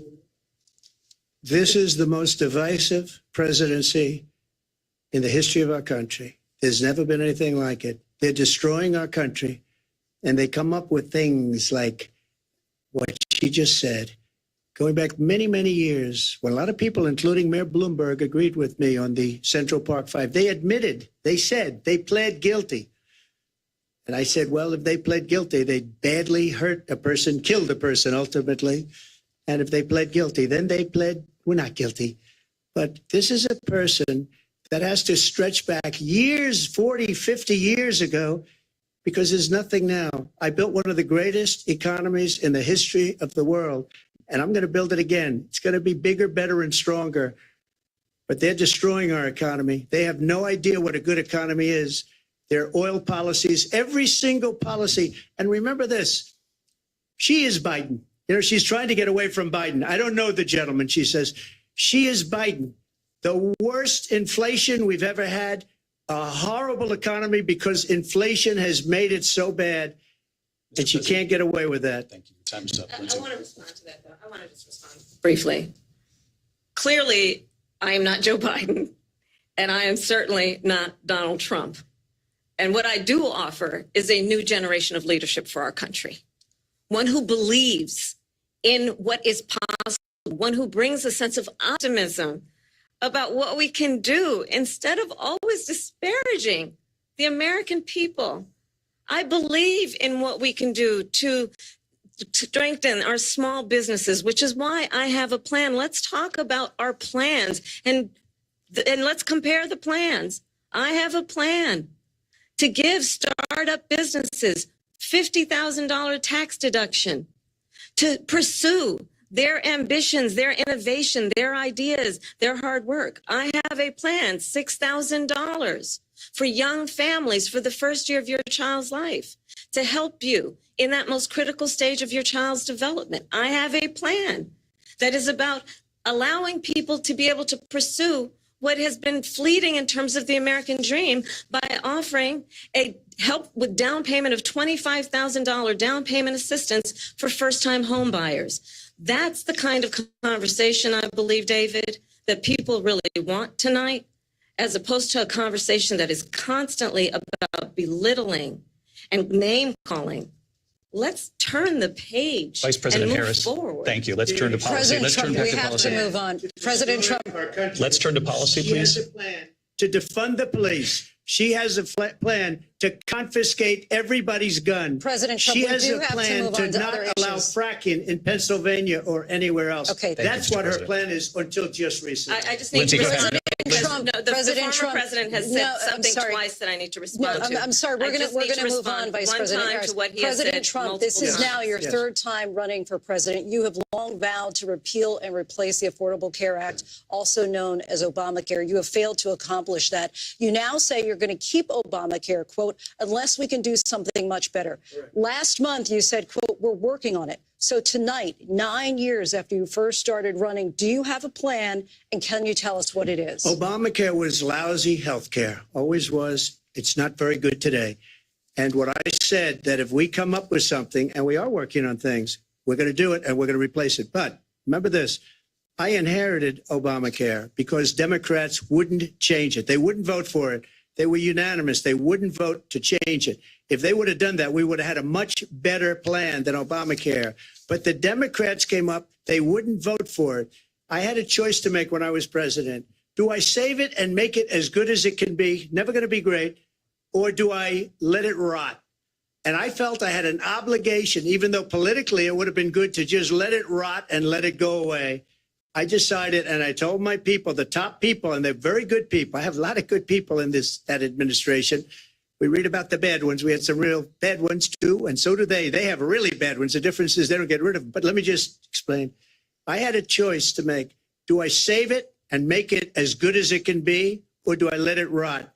And I saved it. I did the right thing. But it's still never going to be great, and it's too expensive for people.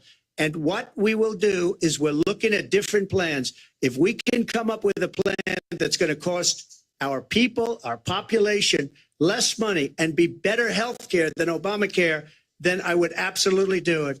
But until then, I'd run it as good as it can be run. So just a yes or no, you still do not have a plan. I have concepts of a plan. I'm not president right now. But if we come up with something, I would only change it if we come up with something that's better and less expensive. And there are concepts and options we have to do that. And you'll be hearing about it in the not too distant future. Vice President Harris, in 2017, you supported Bernie Sanders' proposal to do away with private insurance and create a government-run healthcare system. 2 years later, you proposed a plan that included a private insurance option. What is your plan today?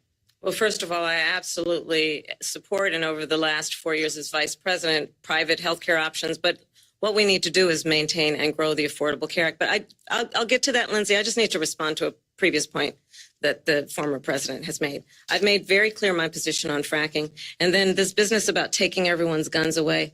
Tim Walz and I are both gun owners. We're not taking anybody's guns away. So stop with the continuous lying about this stuff.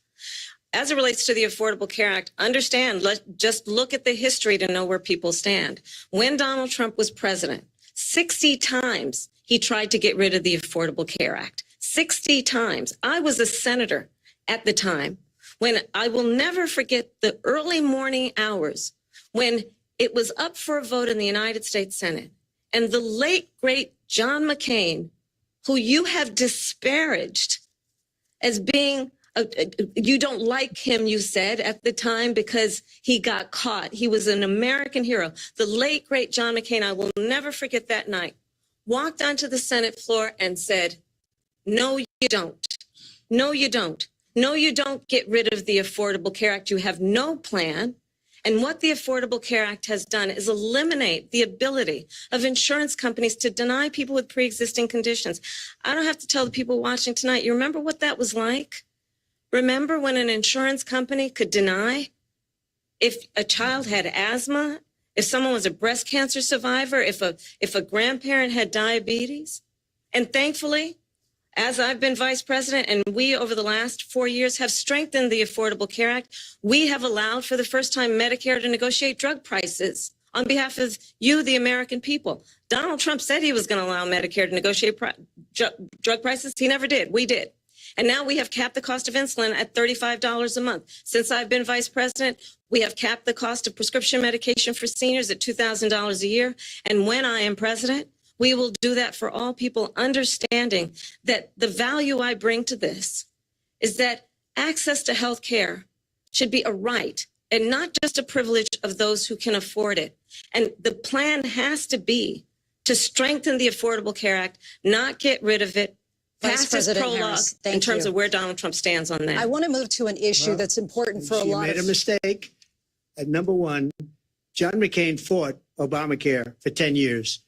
But it wasn't only him. It were all of the Democrats that kept it going. And you know what? We could do much better than Obamacare, much less money. But she won't improve private insurance for people, private medical insurance.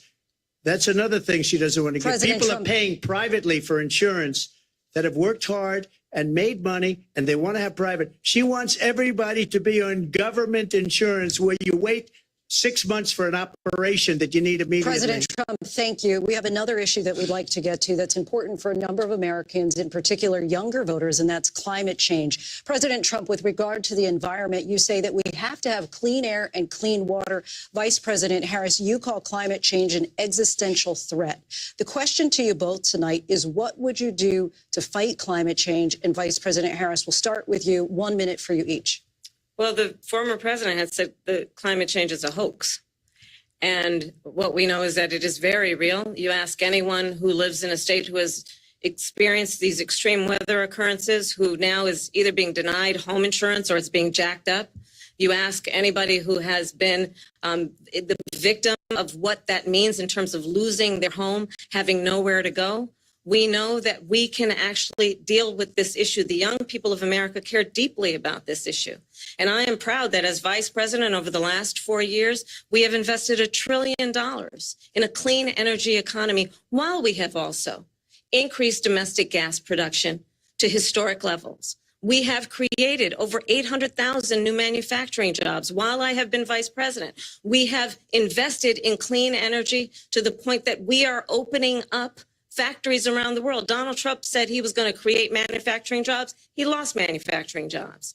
And I'm also proud to have the endorsement of the United Auto Workers and Sean Fain, who also know that part of building a clean energy economy includes investing in American-made products, American automobiles. It includes growing what we can do around American manufacturing and opening up auto plants, not closing them like happened under Donald Trump. Vice President Harris, thank you. That didn't happen under Donald Trump. Let me just tell you, they lost 10,000 manufacturing jobs this last month. They're all leaving. They're building big auto plants in Mexico, in many cases owned by China. They're building these massive plants, and they think they're going to sell their cars into the United States because of these people. What they have given to China is unbelievable. But we're not going to let that. We'll put tariffs on those cars so they can't come into our country, because they will kill the United Auto Workers and any auto worker, whether it's in Detroit or South Carolina or any other place. What they've done to business and manufacturing in this country is horrible. We have nothing because they refuse. You know, Biden doesn't go after people because supposedly China paid him millions of dollars. He's afraid to do it. Between him and his son, they get all this money from Ukraine. They get all this money from all of these different countries. And then you wonder, why is he so loyal to this one, that one, Ukraine, China? Why is he? Why did he get $3.5 million from the mayor of Moscow's wife? Why did she pay him $3.5 million? This is a crooked administration, and they're selling our country down the tubes. President Trump, thank you. Thank you. We'll be right back with closing statements from both of our candidates. An historic night, this ABC News presidential debate from Philadelphia. Back in a moment. All right, man. This has been something else, Will. I mean, Trump's strongest part of the debate, I believe, was when they talked national security, nuclear weapons, and that line about Harris going to Kiev 3 days before, and Trump basically saying, yeah, and as soon as you left, Russia invaded. Well, unless I'm wrong, I mean, that's going to get played over and over and over. Yeah, and then the host for ABC said, "Did you meet with Putin?" President Trump didn't say she met with Putin. No. Right? We all knew, and that's the, if I'm not mistaken, that's the same time she was overseas, and they were saying, "Okay, do you want to dress that?" And she go, "No, you dress it." Cackle. Right. I mean, Yeah, really. I mean, the fact checking of Trump is just it's off the charts. But I was taking some notes. I mean, I literally was putting. Okay, first things first, we have two bingo winners. We've got Valerie Kammemeyer, who wants the lovely Flynn hat. Woo! And we've got Caitlin. Excellent. Look at our youth coming through. And it was was it the climate change that put you over? For you had two. Which was your last one here? Yeah, Valerie said it was climate change for her. One was gun control for Caitlin, and the other one was this one right here. Actually, it might have been reproductive rights. No, it was gun control. Yeah. I think this one. both of us. Nice. And they both want the hat. So we still have the 3-book series from General Flynn. So we still have that. So we'll still be working on. So I'm agreeing with I forget who it was. You see this? Look at you. These are Caitlin's notes. Caitlin, what Wow. else are you gonna run for, darling? Love this. I love this. Main Street, and I will move from there. I love it. I love it. Oh my gosh. I've heard Fadana saying she's got aspirations too, and Camden. Guys, the future looks bright. I'm with Jim in the chat who's saying that, you know, I think he had said that maybe Trump was wanting to come out a little bit softer, just, you know, because we really didn't think Kamala had much. It's very difficult because I don't know how you guys feel, but they're like teeing up Kamala. Yep. It's like he's debating the three of them. Yes. Yeah. 100%. Yeah, I have to agree.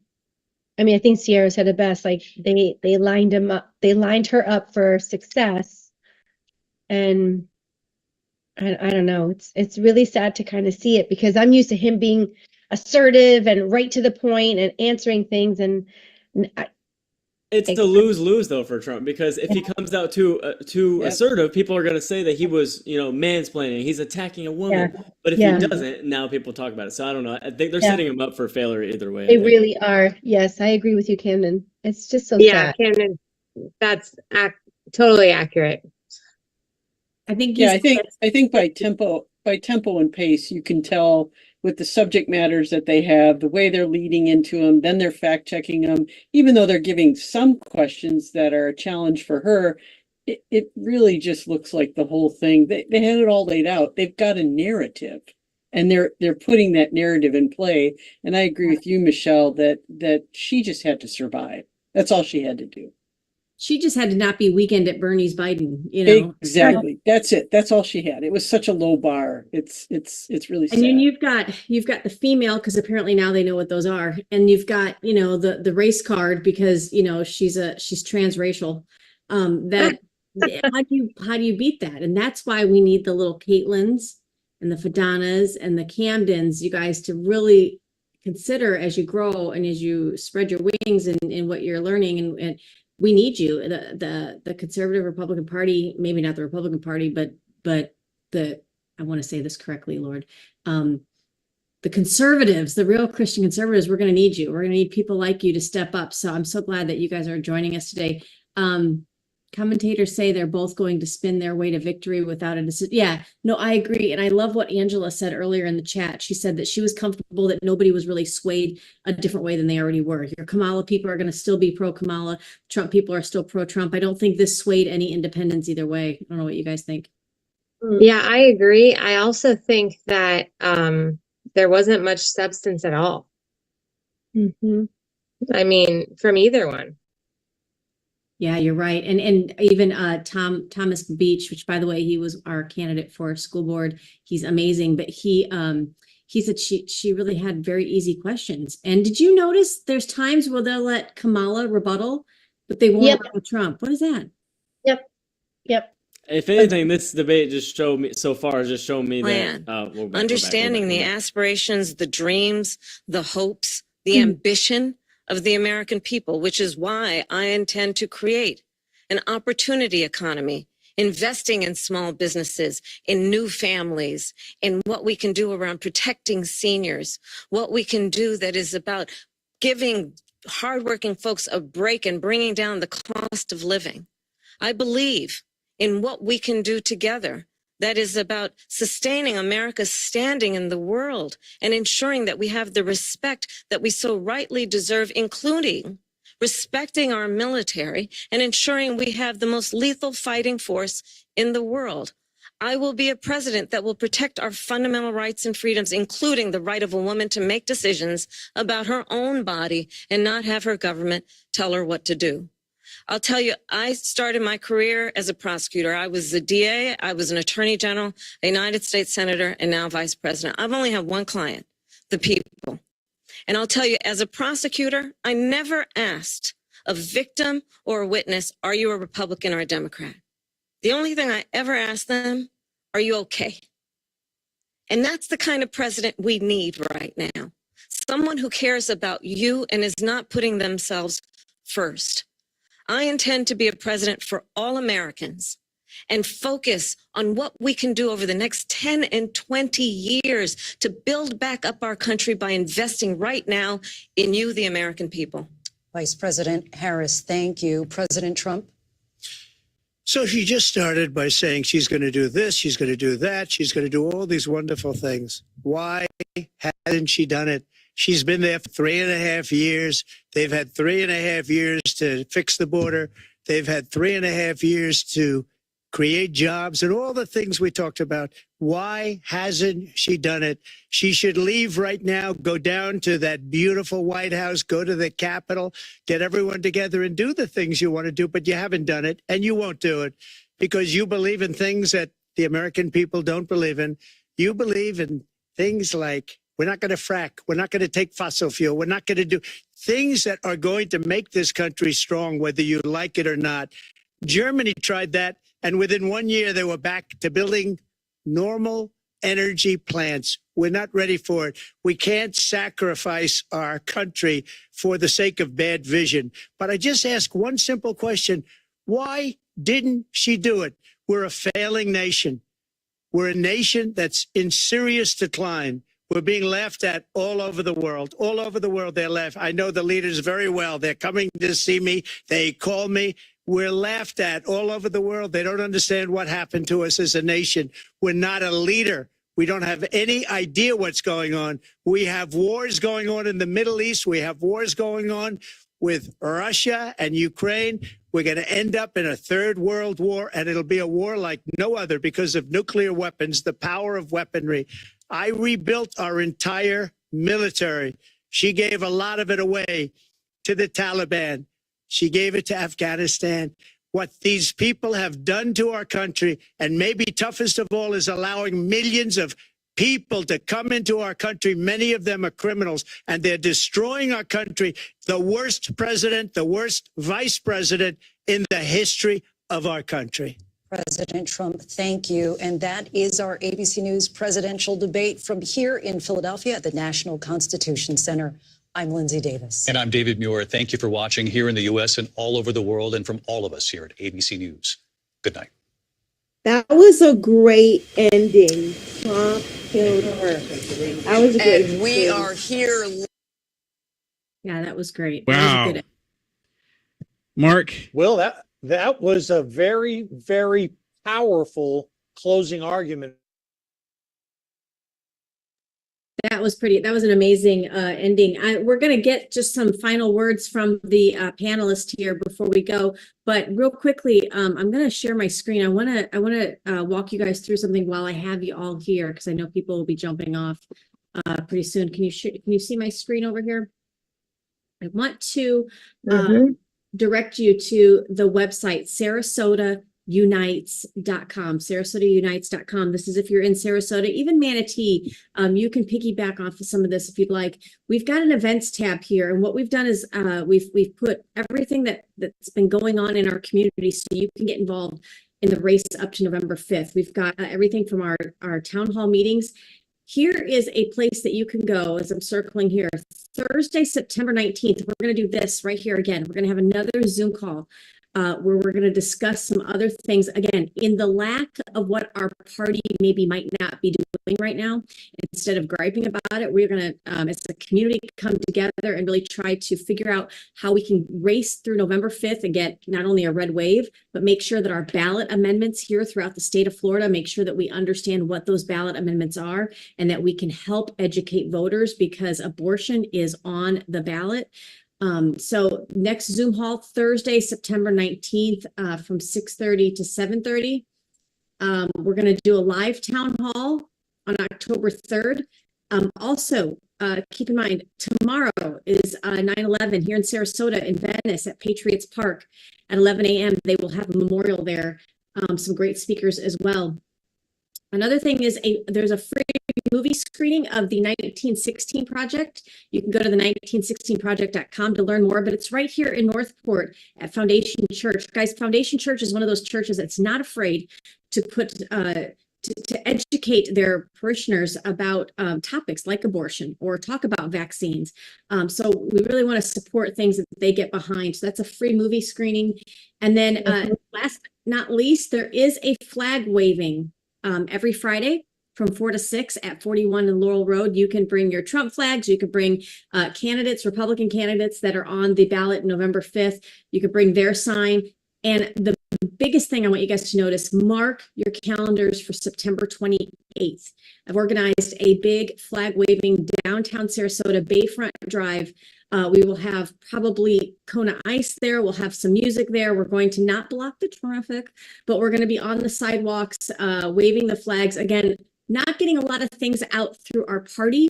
So in that lack, we're going to pick up the slack. So I want to make sure you guys have that SarasotaUnites.com under the events tab. I'm going to stop sharing real quick, and I'm going to mute so that we can go through the panelists. Let's get some final words. Feel free to put any final words in the chat too. How about Demi? What'd you think of the debate? Sorry, I had to unmute myself. No, as I said before, I just wish that Trump could have been a little bit stronger or assertive with some of the things. And at the same time, he was defending himself. So it was kind of hard. And they were pushing him to answer questions, but they never really pushed her at all. I think at one point I wrote it down on one of my papers, how they kept asking her they asked her the one question and she skirted around it and never, it was about Putin. It was about Putin.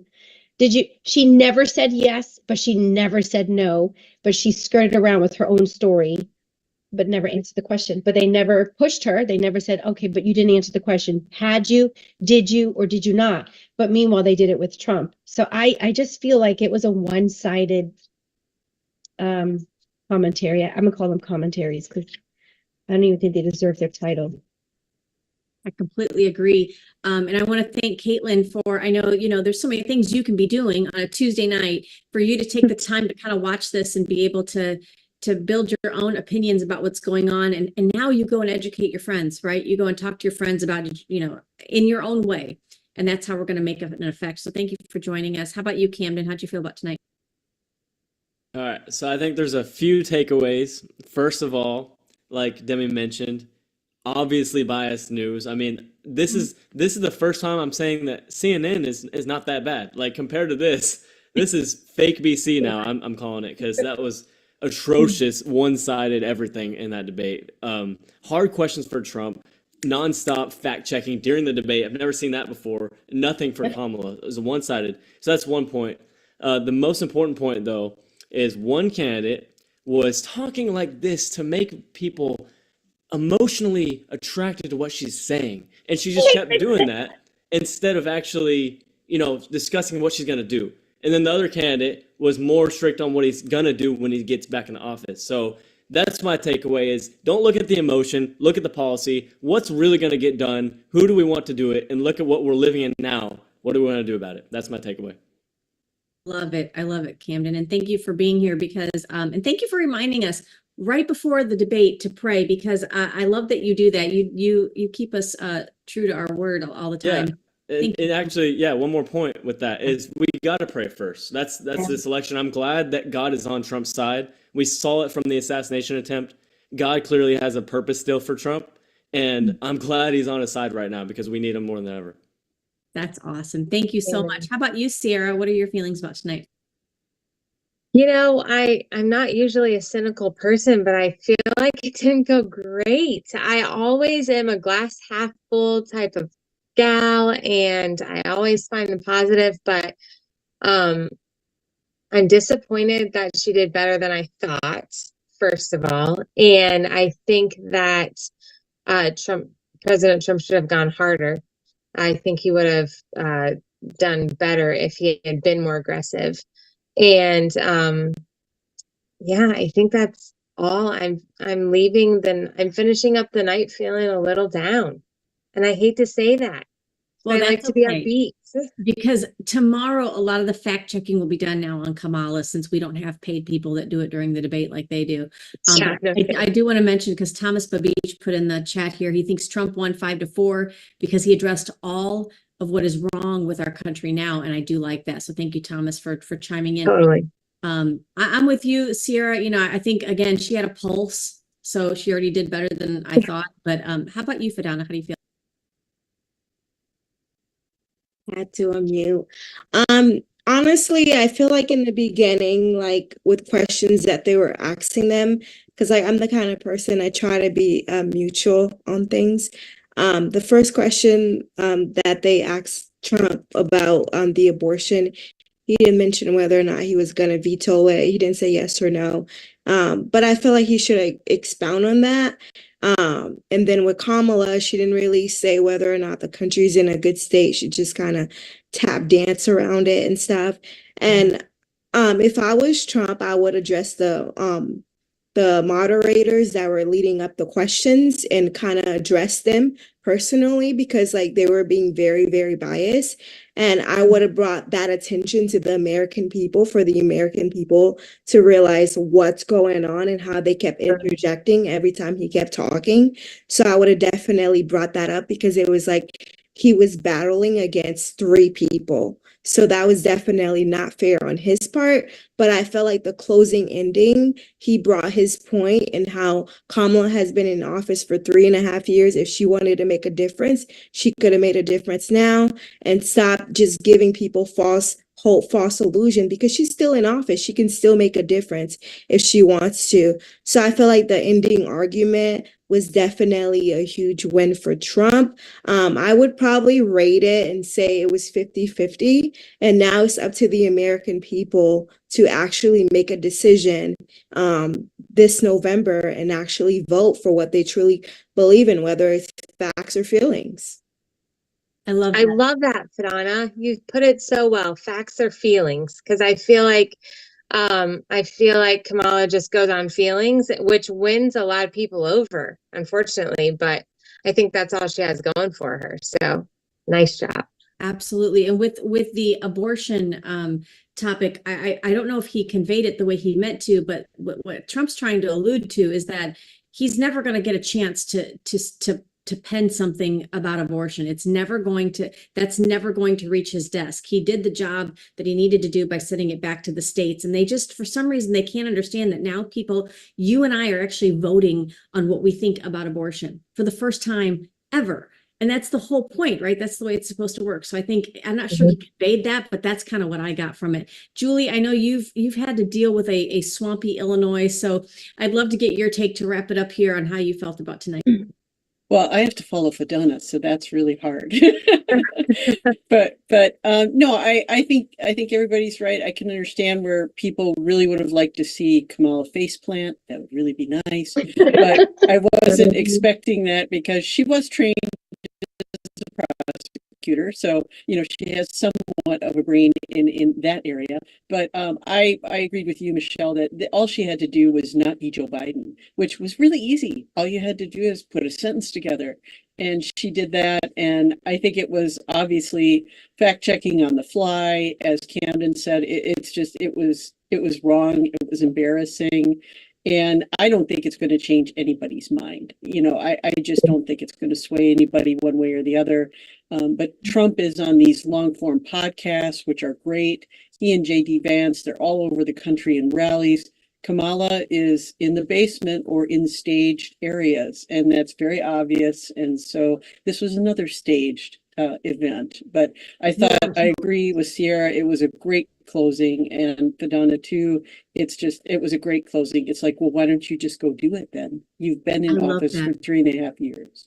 I was waiting. That was the spike of the football. I was waiting for that. Hey, I know Jim. Jim's got his hand up. I want to hear what Jim has to say quickly. Go ahead, Jim. Okay. 3 items. First one on abortion, where they asked Trump what would he do if it passed Congress.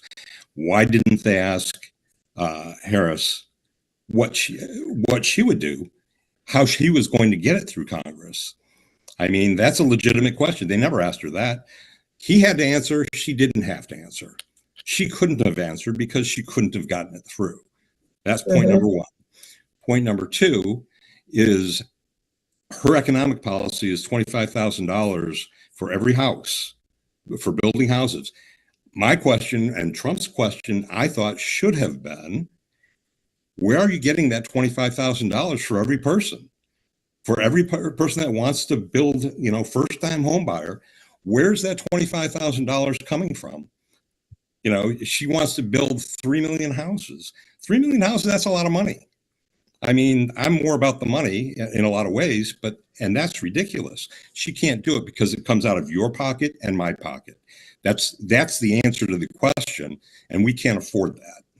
Or are we just going to stop funding Ukraine? There's a thought.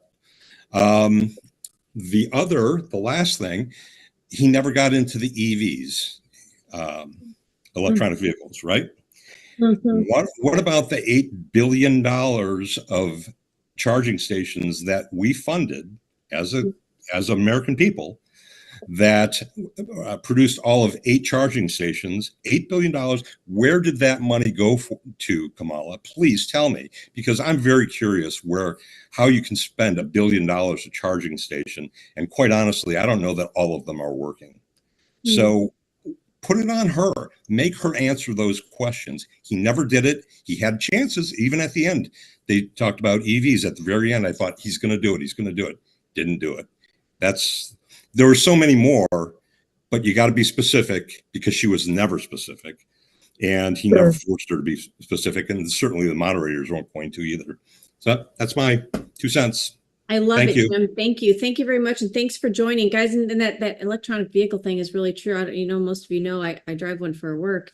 And when you go to charging stations, even at the public library, you have to download an app that then asks for your credit card. So you're still being charged while you're charging, which I agree, the taxpayer shouldn't have to pay that at a public library. But then I love Jim's question. Yeah. You know what was really gross too, though?